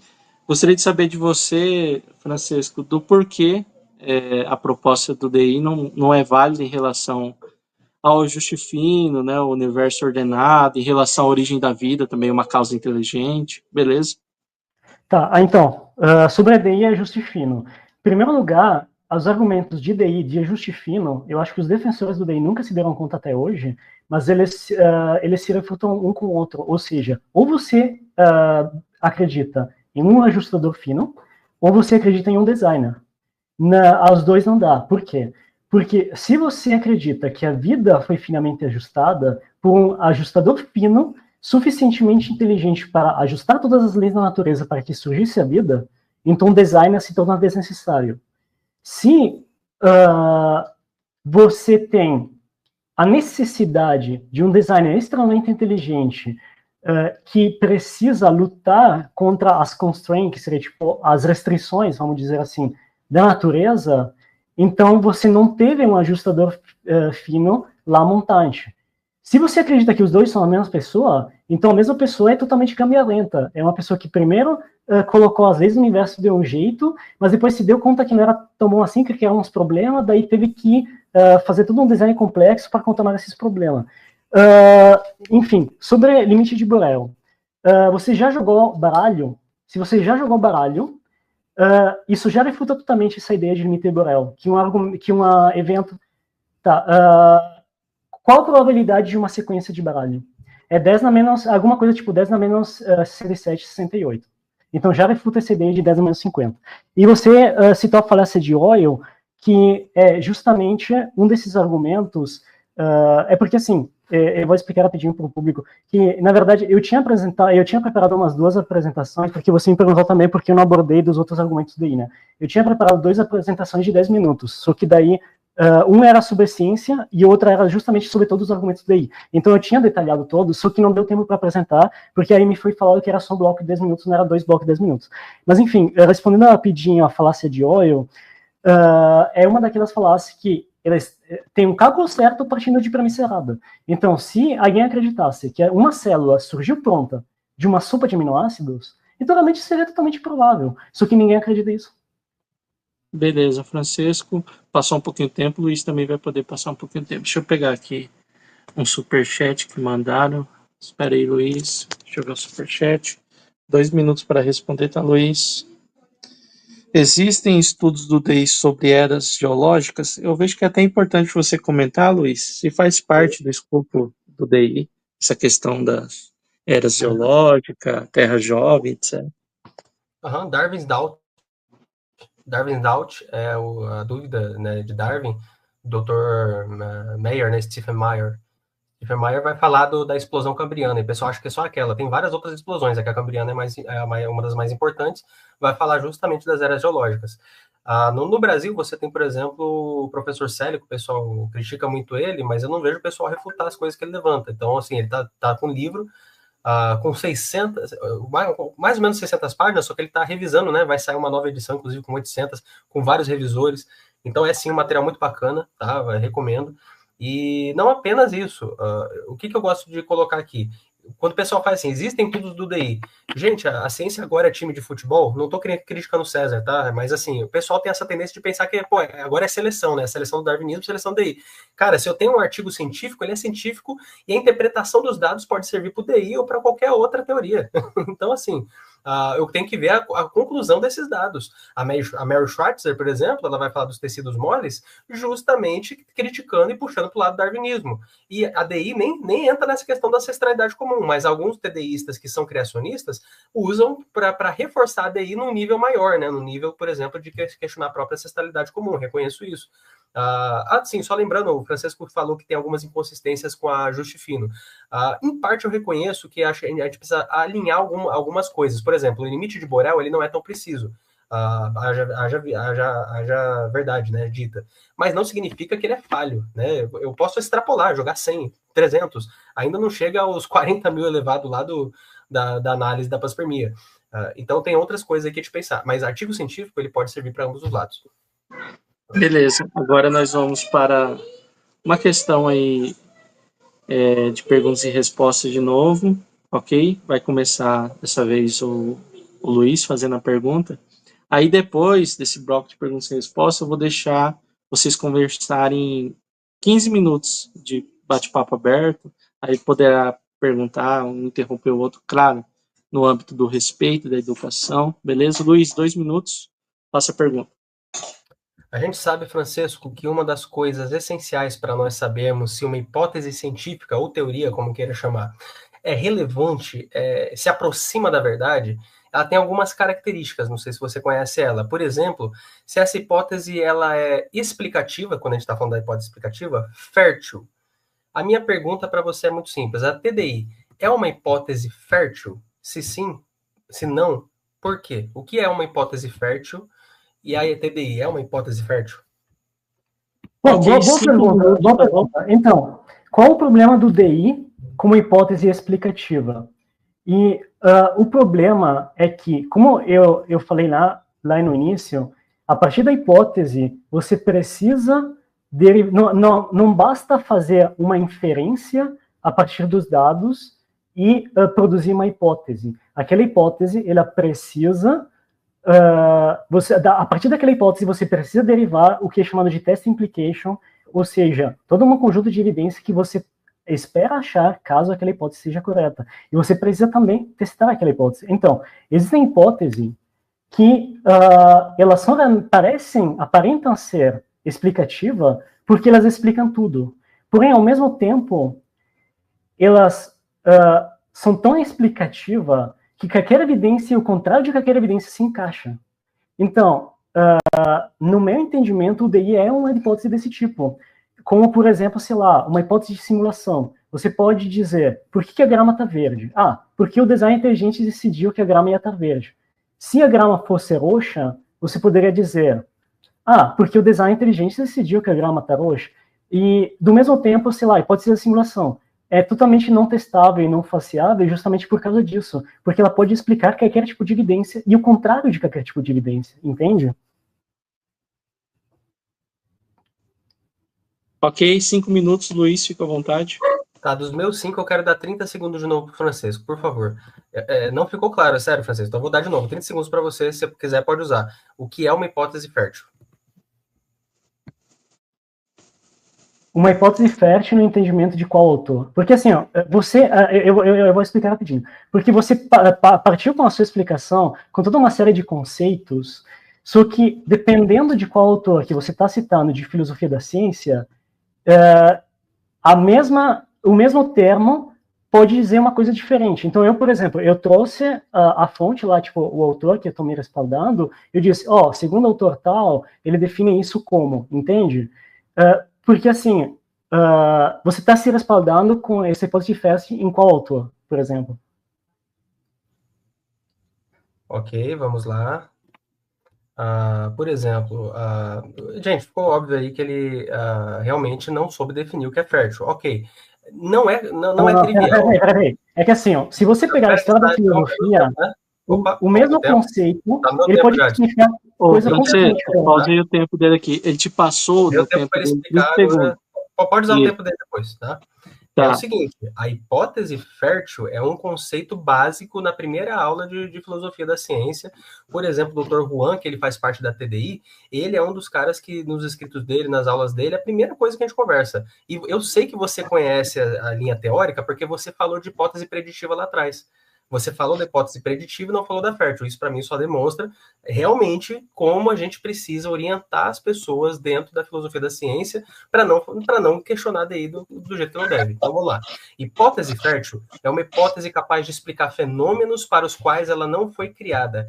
E uma coisa básica da ciência, que a gente sabe, da filosofia da ciência, é que a hipótese fértil mais a hipótese preditiva, que é aquela capaz de antecipar fenômenos desconhecidos, se você tem isso, ela é praticamente uma verdade, uma hipótese confirmada, são 3 na verdade, né? Confirmada, que se ramifica ali numa fértil e ou preditiva. Ela é praticamente considerada uma verdade dentro do âmbito científico.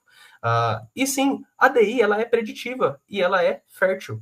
Por que ela é fértil? Porque ela é capaz de explicar fenômenos para os quais ela não foi criada. Temos exemplos disso? Temos. Por exemplo, o DNA lixo, que nós percebemos lá, que realmente não era, pelo menos uma parte que seja, já é uma coisa para a qual ela não foi prevista fazer.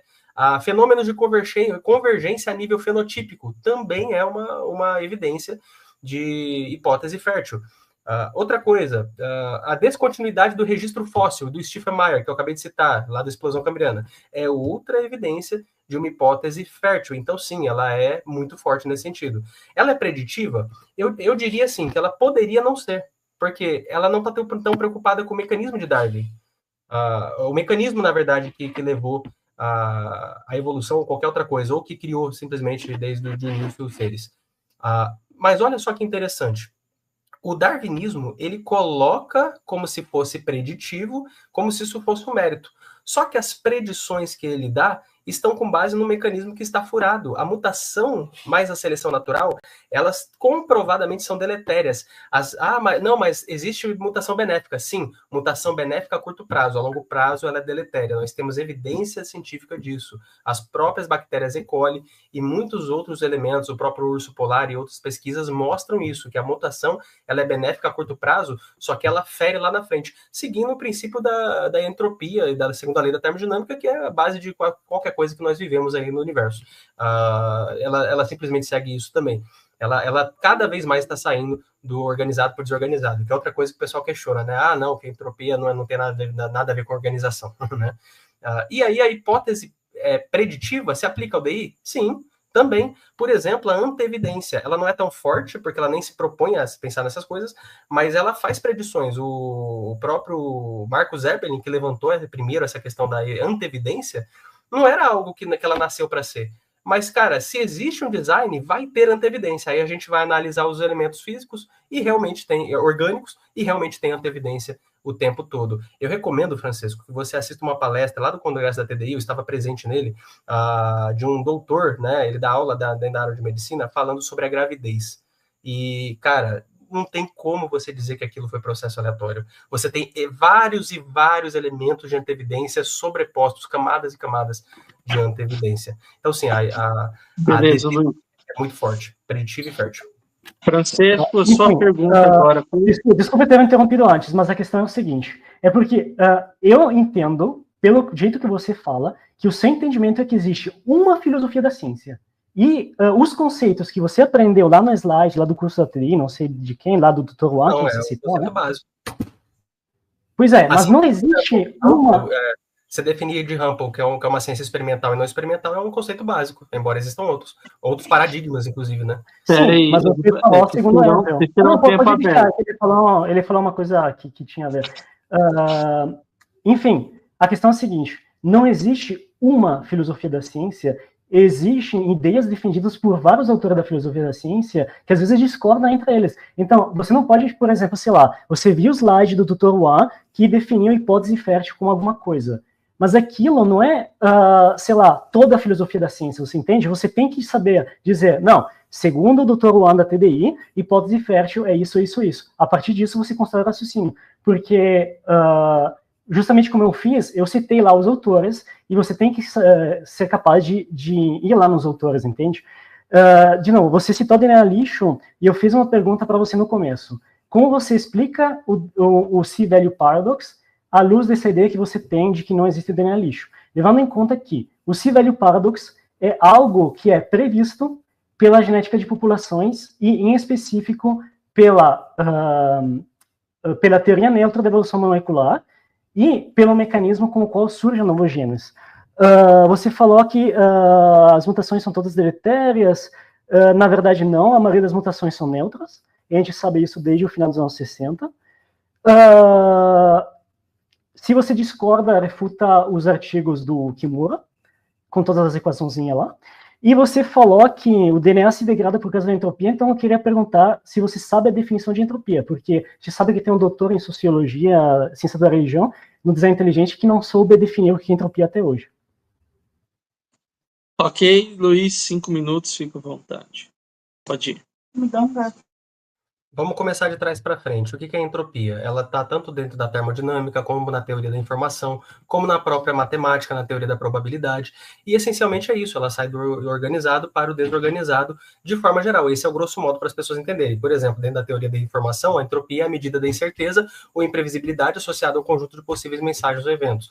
E assim por diante. Quando você falou da hipótese, o próprio Thomas Kuhn, vamos pegar um cara famosíssimo, você fala que eu não estou baseado em coisas que eu só via aos aulas do Juan. Você conhece o Thomas Kuhn? é um dos grandes nomes da filosofia da ciência. Ele não usa o termo diretamente hipótese fértil, mas ele discute desse paradigma as teorias férteis. Você pode ler, por exemplo, A Estrutura das Revoluções Científicas, 1962. O Karl Popper, aí ele vai falar de outras coisas realmente. Outras coisas são relevantes, como eu já falei da falsibilidade. Karl Popper, o Larry Laudan também vai falar sobre a progressão das ciências e aborda hipóteses que precisam ser avaliadas pelo seu poder de resolução de problemas e pela capacidade de gerar novas questões. O que é isso? Isso é fértil, entendeu?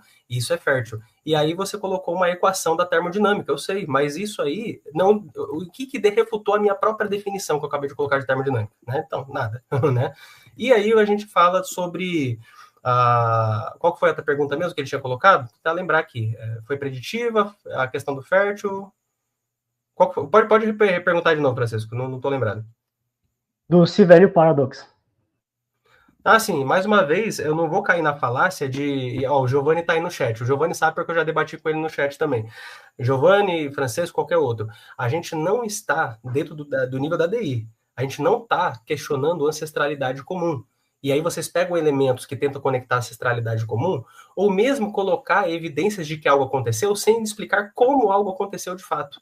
Aí o próprio elemento da mutação deletéria que você falou, você não sabe que a mutação benéfica, você quer provar que a mutação é benéfica. A longo prazo está comprovado por N experimentos científicos que ela é a longo prazo deletéria, mesmo as pouquíssimas que são deletérias. E isso não é um processo que começou de agora, Francisco. A gente tem experiência com mamutes, por exemplo, que mostram, né, por pesquisas científicas, artigos científicos, que eu quero trazer no próximo debate, já fica antecipado, que é bom que você pesquisa e refuta no seu maior nível isso.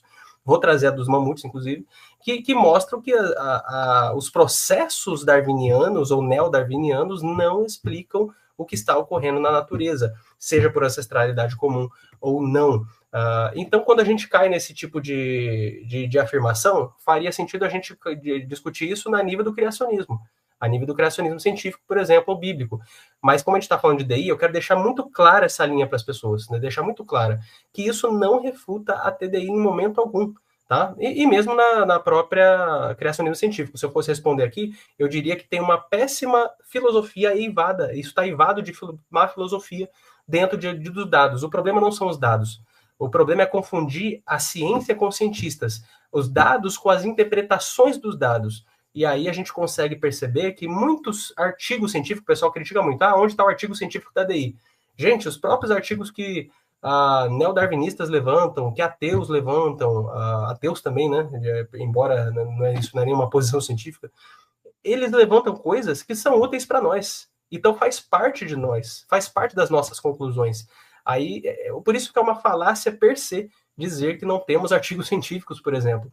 Além de outros aí que estão saindo. Haja vista, é uma teoria em ascensão, então espere, aguarde e veremos muita coisa surgir nas próximas décadas, pode ter certeza. Pessoas muito experientes já têm se levantado e se unido a nós, nesse sentido. Valeu, agora é a conversa aberta. Se eu fosse fazer... Só na câmera rapidinho... Tá. Sim, eu vou colocar o tempo aqui, será 15 minutos. Se eu fosse fazer o que o Antônio sugeriu, eu poderia falar que é um erro de categoria colocar Terra Jovem, questões de evoteísmo e outras questões no escopo da TDI, porque a TDI é uma única proposta minimalista, que é identificar sinais de inteligência, seja no universo e na vida, para sugerir que tal fenômeno, tal estrutura é melhor explicado por meio de uma causa inteligente. Mas, enfim, 15 minutos, boa conversa. Posso responder 30 segundos da questão da termodinâmica? É que, assim, você perguntou o que mostrar essa equação refutando o que você falou. É importante mostrar equações, por quê? Porque existe um pessoal dentro do desenho inteligente que, por ter um viés, por ser formado, sei lá, em sociologia ou em disciplinas humanas, acredita que dentro das aulas de universidade, das ciências naturais, da engenharia, de cursos mais técnicos, científicos, o que a gente faz, como eles abrem o livro lá de Foucault e fica citando Foucault, eles acham que a gente abre o livro de Darwin e fica citando Darwin. Na verdade, o que mais a gente faz em curso científico é calcula, deriva a equação. E é por isso que é importante ter uma definição técnica com a qual a gente possa calcular. Com a definição que você deu de desordem, como você calcula a entropia de uma reação? Você não pode. Porque como você calcula? Não pode. Com isso aqui eu posso. com isso aqui, eu posso calcular a entropia de generação, você entende? E é por isso que é importante entender o conceito técnico. Eu aposto que a grande maioria do que está aqui não sabe nem por que eu escrevi Dzinho aqui e delta aqui, porque isso significa coisa diferente. E é uma coisa técnica que você aprende apenas quando você estuda termodinâmica. E é por isso que eu sinto a falta de pessoas capacitadas do lado de lá para ter um debate técnico. Por exemplo, até hoje vem no meu canal uns seguidores lá de um seu colega que diz até hoje que me refutou, e sabe que fonte que ele usou para me refutar? A Wikipedia. Então, assim, eu sinto uma falta de pessoas capacitadas para ir nos artigos técnicos, para discutir termos técnicos. Você entende qual é que é o problema? Certo, a mesma coisa eu falo de você, Francisco, porque você mostrou uma equação. Beleza, ela é importante para mostrar lá o calor sendo trocado, a temperatura absoluta, em Kelvin, inclusive, mas quando você vai para a definição de ciência fértil, ela também é essencial, porque a ciência, ela acha os dados, mas a filosofia da ciência, que é como se fosse a auditoria dela, mostra o que a gente faz com esses dados. Então, se você diz que a fórmula, desconhecer a fórmula, prejudica diretamente a minha compreensão, eu não posso chegar a uma conclusão por não saber essa fórmula, embora ela seja importante, eu reconheço. Da mesma forma, não saber o que é uma ciência fértil, uma hipótese fértil, também te prejudica diretamente. Mas não é nem esse nível que eu quero te trazer, Francisco. Nosso tempo aqui está aberto, né? Então vamos a números, né? Números são importantes. Eu falei que sem números não há ciência. Então é o seguinte, se você olhar sobre recursos probabilísticos, vamos falar de matemática, né? Embora na minha graduação a gente faz, né? Integral, derivada, né? Limite, calcula limite, mas vamos pensar aqui em coisas mais básicas. As propriedades da matéria, elas são tais que transações de um estado para o outro, eles não podem ocorrer mais rápido do que 10 elevado a 45 segundos. 10 elevado a 45 por segundo. Por quê? Isso aí é a primeira premissa, tá? Primeira premissa. Porque é o tempo de Planck.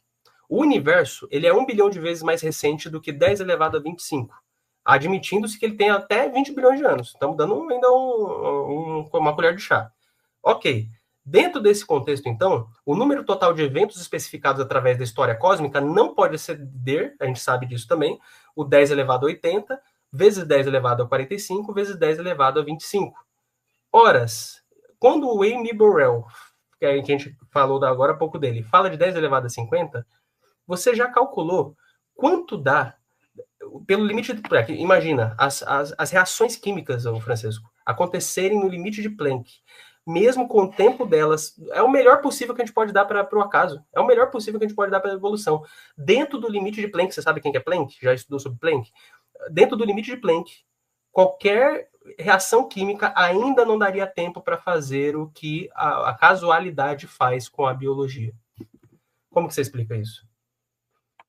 É que, como eu expliquei antes, esses argumentos probabilísticos são um tipo de argumento que pode até fazer um cálculo correto e parte de premissas totalmente erradas. Por exemplo, você parte da premissa que a evolução é apenas causalidade. Quem disse isso? Não, a minha premissa é que o tempo de Planck é 10 elevado a 25. Aliás, 10 elevado a 25. Você está dizendo que a evolução não poderia acontecer porque é impossível chegar até aqui apenas com a causalidade. Quem defende que a evolução é apenas causalidade? Mas quem defende que a evolução é apenas causalidade? Não, mas você não entendeu a minha proposição. Então repete não, desculpa, repete não. Qualquer reação química, qualquer uma, é 10 elevado a 45 por segundo no tempo de Planck. Tá. Agora você coloca isso dentro do tempo da idade do universo, 10 elevado a 25. E aí, o que fica? Sim, mas eu não entendi onde você quer chegar com isso. Você calcula o quê? O número de tempo de Planck tem na história do universo. É isso?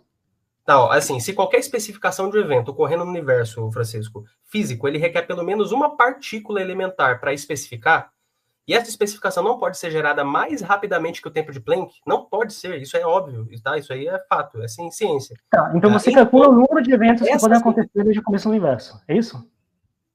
O tempo do universo, exatamente, desde o início do universo, com todas as reações químicas, a gente está dando ainda uma colher de chá, a sua chance está em 10 elevado a 150. Tá, não, mas e daí? O que isso prova? E daí? Então, essa é a resposta que eu esperava quando a não, é porque você não chega na conclusão. O que você quer refutar com isso? A conclusão é que não há tempo suficiente para a evolução ocorrer sem uma intervenção inteligente. Ao menos... Usando qual modelo de evolução Usando qual modelo de evolução? Porque a evolução não diz que o genoma dos seres... Olha só. A evolução não diz que o genoma dos organismos atuais ele surgiu por aleatoriedade. Então, você fazer um cálculo baseado apenas em aleatoriedade simplesmente não funciona, você entende? Francisco, o fato de você perguntar qual modelo deixa claro que você não entendeu o que foi proposto, que você não entendeu a pergunta. Tá, vamos lá. Porque qualquer modelo não ultrapassa o limite de Planck. Tá, mas vamos lá. Vamos tentar entender o que o seu cálculo refuta. O seu cálculo, no máximo, ele refutaria a ideia de que você tem um número de experimentos aleatórios ali que acontecem vamos dizer até cada segundo, em que aminoácidos se embaralham de jeito casual, nucleotídeos se embaralham de jeito casual.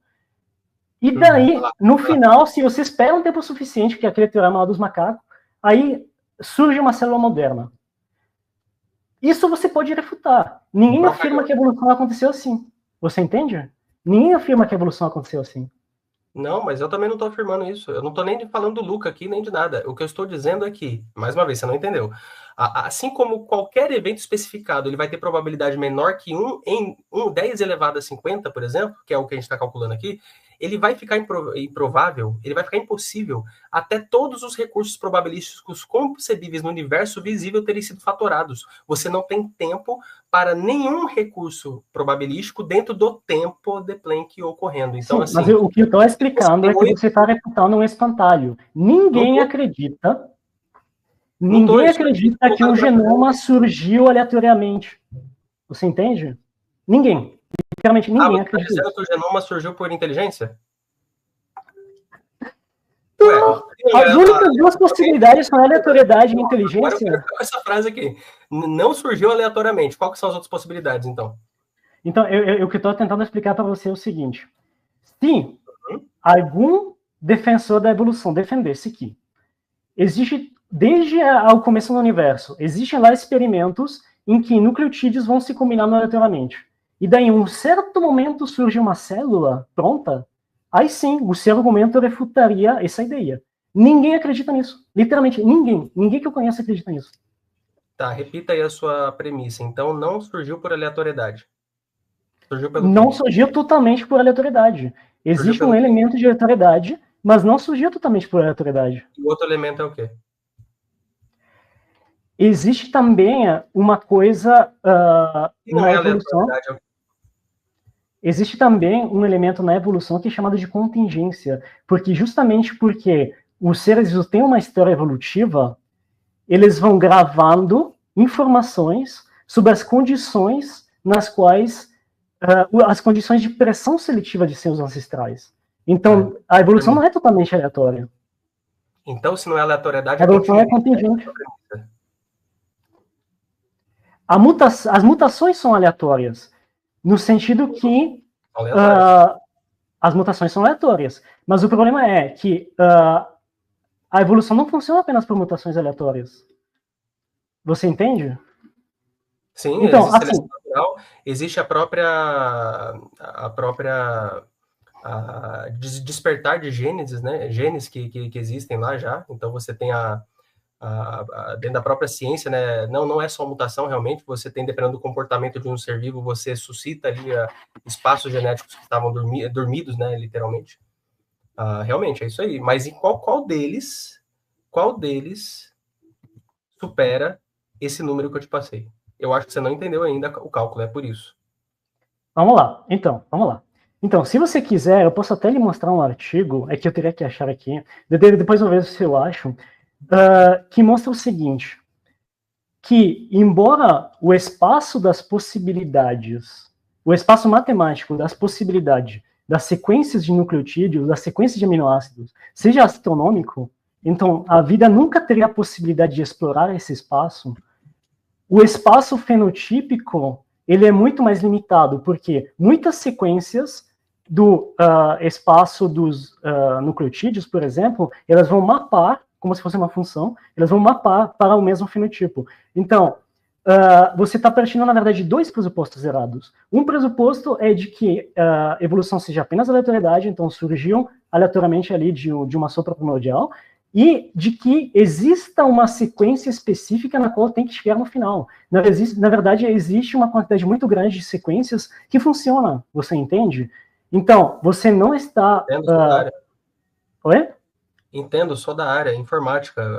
A informação no DNA, ele é feito de 4 bases ali, diferentes, bases nucleotídicas. Muito mais complexo, Francisco, por exemplo, do que o binary digit, que a gente usa sinais elétricos positivos e negativos. Quando a gente codifica no computador, linguagens de baixo nível, que a gente chama, por exemplo, era o assembly, para quem sabe, Java, o Java já é bem para frente já.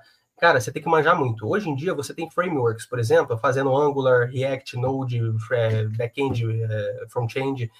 Isso são códigos que transmitem informações codificadas. Como que a gente consegue lidar com isso? Até agora você falou e não demonstrou como isso poderia ter vindo realmente, cara, de processos aleatórios sem um mecanismo para isso. O próprio mecanismo do splicing alternativo, por exemplo, é totalmente fora de cogitação. Eu sei que você tem artigos científicos, a gente sempre traz artigos científicos. O próprio Michael Birri traz esses artigos científicos. A questão é que eles estão sempre sendo refutados, porque são especulações. Por exemplo, o Dr. Dolittle, lá no Darwin Black Box, já tentou uma rota alternativa, né, de evolução para a cascata da coagulação sanguínea. O pessoal fala muito do flagelo bacteriano, mas eu particularmente achei a cascata da coagulação muito mais irrefutável do que o flagelo, minha opinião.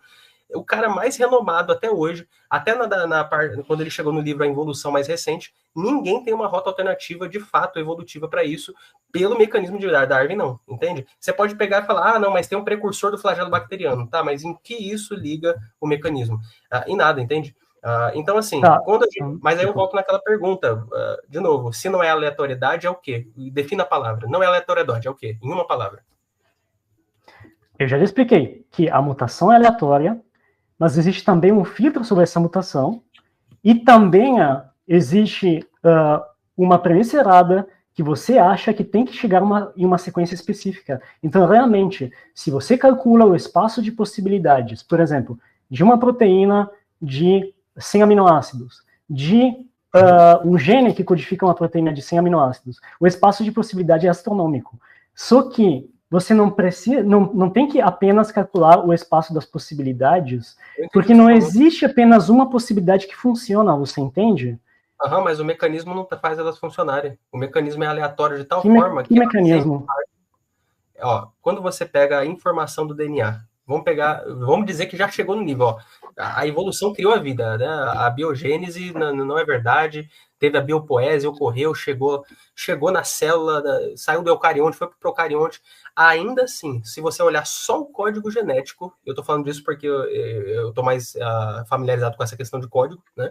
Só no código genético, você não consegue explicar, por exemplo, Francisco, como que ele faz uma leitura, quando ele vai copiar, quando ele vai duplicar, ele faz uma leitura e ele volta fazendo uma correção para ver se tem alguma coisinha errada.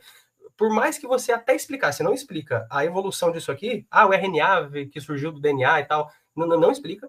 Ainda assim, por que existe esse mecanismo de correção, cara? Entendeu? Quando a gente faz código, a gente trabalha com bugs o tempo todo, bug atrás de bug. A gente faz testes automatizados com Selenium, com Catalan, Playwright, e essas coisas não são suficientes, mesmo com toda a nossa inteligência. Aí alguém chega e olha para o código genético e me fala que isso aqui é o acaso, que ainda passa de novo relendo para ver se tem alguma coisa errada e ainda faz um splice alternativo. Tá, então vamos lá. Então vamos lá. Só um segundo, porque senão eu não consigo responder.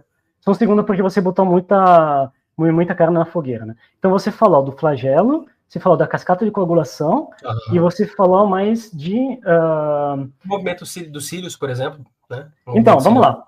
A cascata de coagulação já foi refutado o fato que seja irredutível. Claro que foi.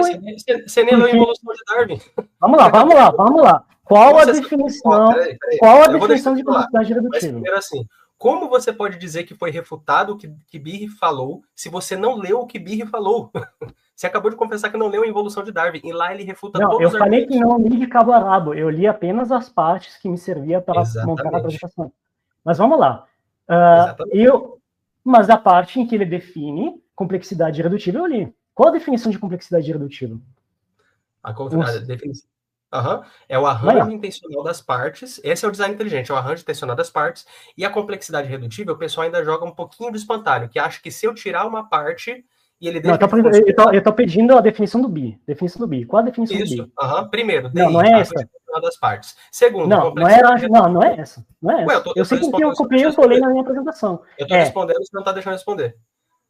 Primeiro, eu falei justamente para deixar claro, arranjo intencional das partes é DI. Quando você vai para redutividade, complexidade redutível, ele fala que chega um nível em que essas partes arranjadas, se eu tirar uma, ela deixa de funcionar. Ela é irredutivelmente complexa. Aí os caras acham que refutaram porque tirou uma parte e ela funcionou. Só que ele não percebeu que a irredutividade, a complexidade redutível, só caiu no nível abaixo. E ainda continua havendo um arranjo aqui, se, por exemplo, tinha 10 partes, foi para 9, e ela ainda está irredutível nas 9.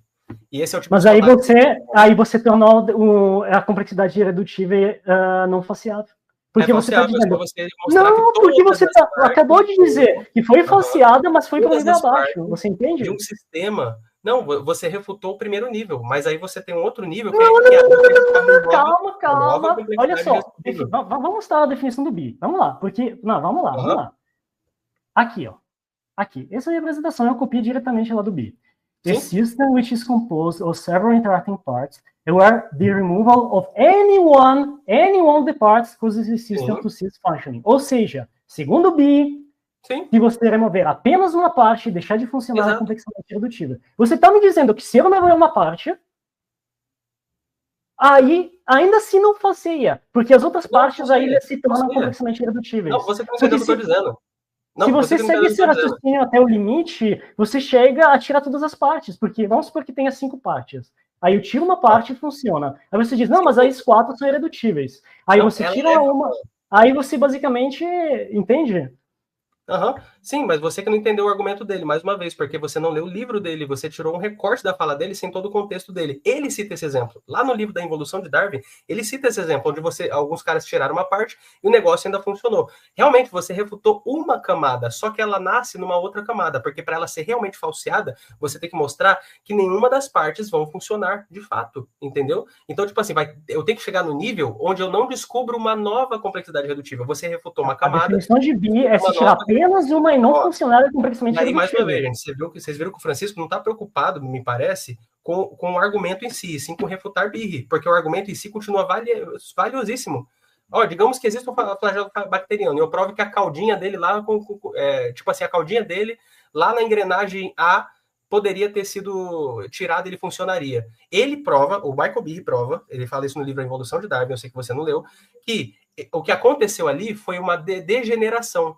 Ou seja, ele estava bom e justamente a ratoeira ficou ruim e ele vai para pior. Ou seja, você não refutou a complexidade redutível, porque quando você tirou uma parte, ela começou a degenerar e ela vai cair na seleção natural, muitas vezes. Ela vai ser selecionada. Aliás, não vai ser selecionada.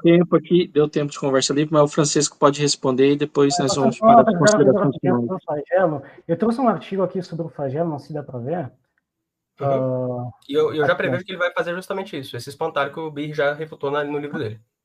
Eu estou usando a mesma definição do bi. Você não pode inventar outra definição. A definição do bi é se você tira uma parte e deixa de funcionar. Ele mesmo respondeu lá no livro dele. Está lá no livro dele a resposta. Eu estou usando a definição do livro! Tá difícil. É porque você viu, você tornou esse critério não falseável. Você me perguntou como é falseável? Eu digo. Aí vou tirar mais uma parte. Não, mas aí não é irredutível, você entende? Que aí você vai ao infinito, você entende? Não, você refutou que ele é irredutível naquele nível, só que nasce uma outra complexidade redutível aqui que você tem que refutar também. Essa aqui você venceu, parabéns, só que tem essa outra. E ela continua sendo válida. Você tem que mostrar que quando eu tiro, ela deixa de existir. Não, quando você tira, ainda existe outra aqui. Essa é a questão. E não apenas isso, quando você tira, ela não entra perfeita, ela está degenerando, são mutações deletérias. O Michael Birre prova isso no livro dele, lá, inclusive com base em experimentos científicos e artigos científicos, que os flagelos que você conseguiu minimizar, eles se minimizaram, se simplificaram por degeneração. Ele, tipo assim, arrancou a porta do carro. Ele está piorando, ou seja, não é um processo evolutivo válido. É um processo. Deixa só ele falar desse artigo aí depois nós vamos para as considerações finais. Então, qual o problema desse argumento do flagelo ser complexamente irredutível? O problema é que não existe um flagelo. Existem muitos flagelos diferentes cada uma das quais tem proteínas diferentes. Então, se você olhar essas cores aqui, a cor laranja é proteína presente apenas nas Enterogamma-Proteobactéria. Essa cor rosada aqui é apenas nas beta-Enterogamma-Proteobactéria. Essa amarela aqui em todos os outros, mas não na Enterogamma-Proteobactéria. Aí essa branca aqui em todas as outras, mas não nas Firmicutes. Você entende? Aí você vai me dizer, tá, sim, mas existem outras proteínas que estão presentes em todos os taxos. Então, essas poderiam ser complexamente irredutíveis. Só que se você for ver a sequência daquelas proteínas, você se dá conta que elas são codificadas por genes que são parálogos, ou seja, que são derivados de uma série de duplicações. Se você não acreditar nisso, que o flagelo não é complexamente irredutível, eu posso trazer aqui para você um artigo em que eles fizeram um experimento em que eles silenciaram se não me engano, era uma sequência de regulação que permitia a bactéria de codificar o flagelo.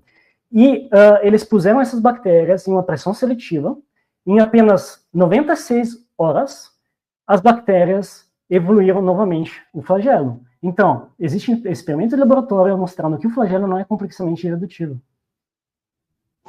Ok, apareceu aqui, provavelmente é uma amiga do Francesco, passando para dar uma boa noite para o Francesco. A Gra mandou uma boa noite para você, Francesco.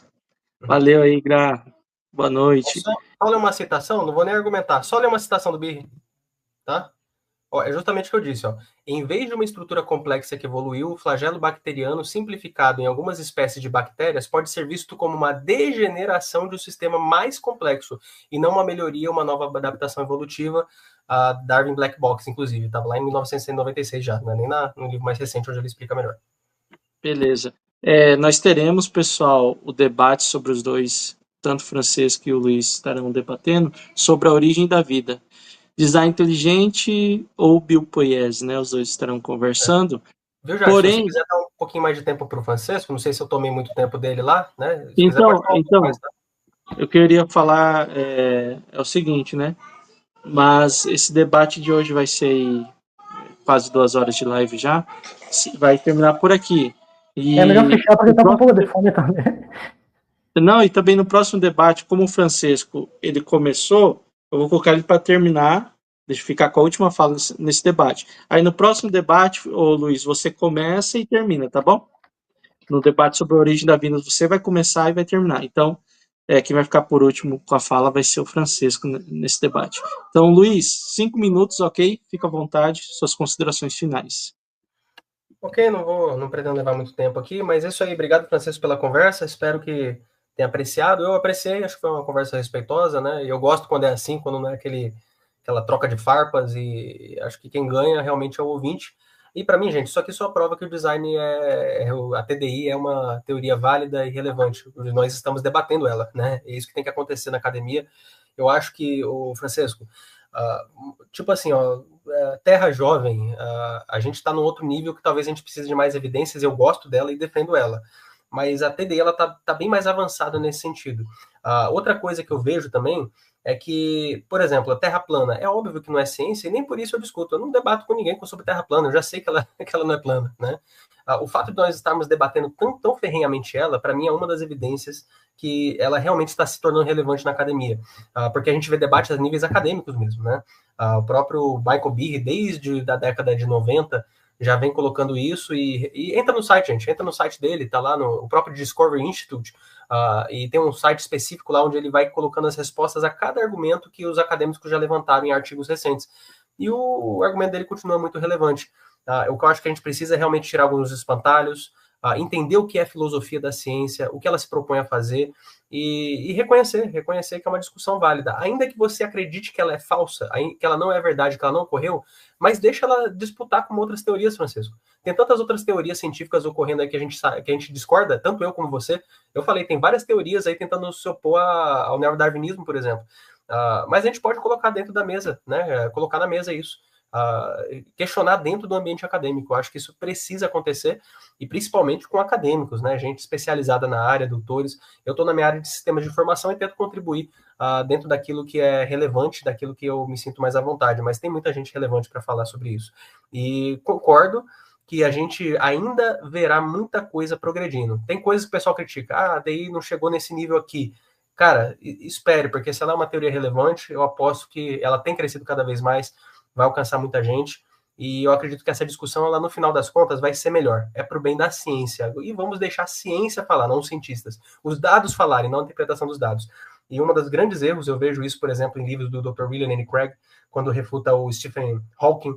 Os caras falam que a ciência está morta, que a gente não usa a ciência, aí no próprio livro dele ele usa, está cheio de ciência. Ou seja, o problema não são os cientistas evolucionistas, são as preconcepções, são as filosofias, a má filosofia muitas vezes utilizada para muitos elementos, que nem o design gambiarra, né?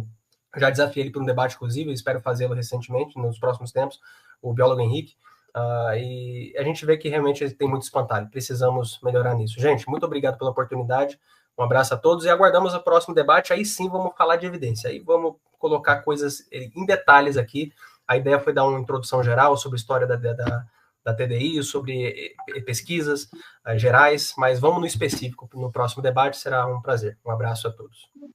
Valeu, Luiz. Francisco, valeu. 5 minutos. Só quero dizer que, assim, eu nunca fui um ateu militante, um antiteísta. Então, por exemplo, se vem uma pessoa me diz, olha, eu vejo uma certa ordem, uma certa organização no universo, uma certa beleza na natureza, e isso me aproxima de Deus, isso me realmente aumenta a minha fé em um Deus que criou as coisas. Eu não tenho nenhum problema, assim, não tenho problema nenhum. Eu não vou, sei lá, brigar por fé, como eu não vou brigar por time de futebol, entende? Eu respeito a fé de cada um. Só que o problema que eu tenho realmente é quando passa de uma inferência para querer se propor com uma hipótese científica. E a minha crítica é justamente a mesma do McIntyre, que eu vejo uma dificuldade por parte da turma que defende o desenho inteligente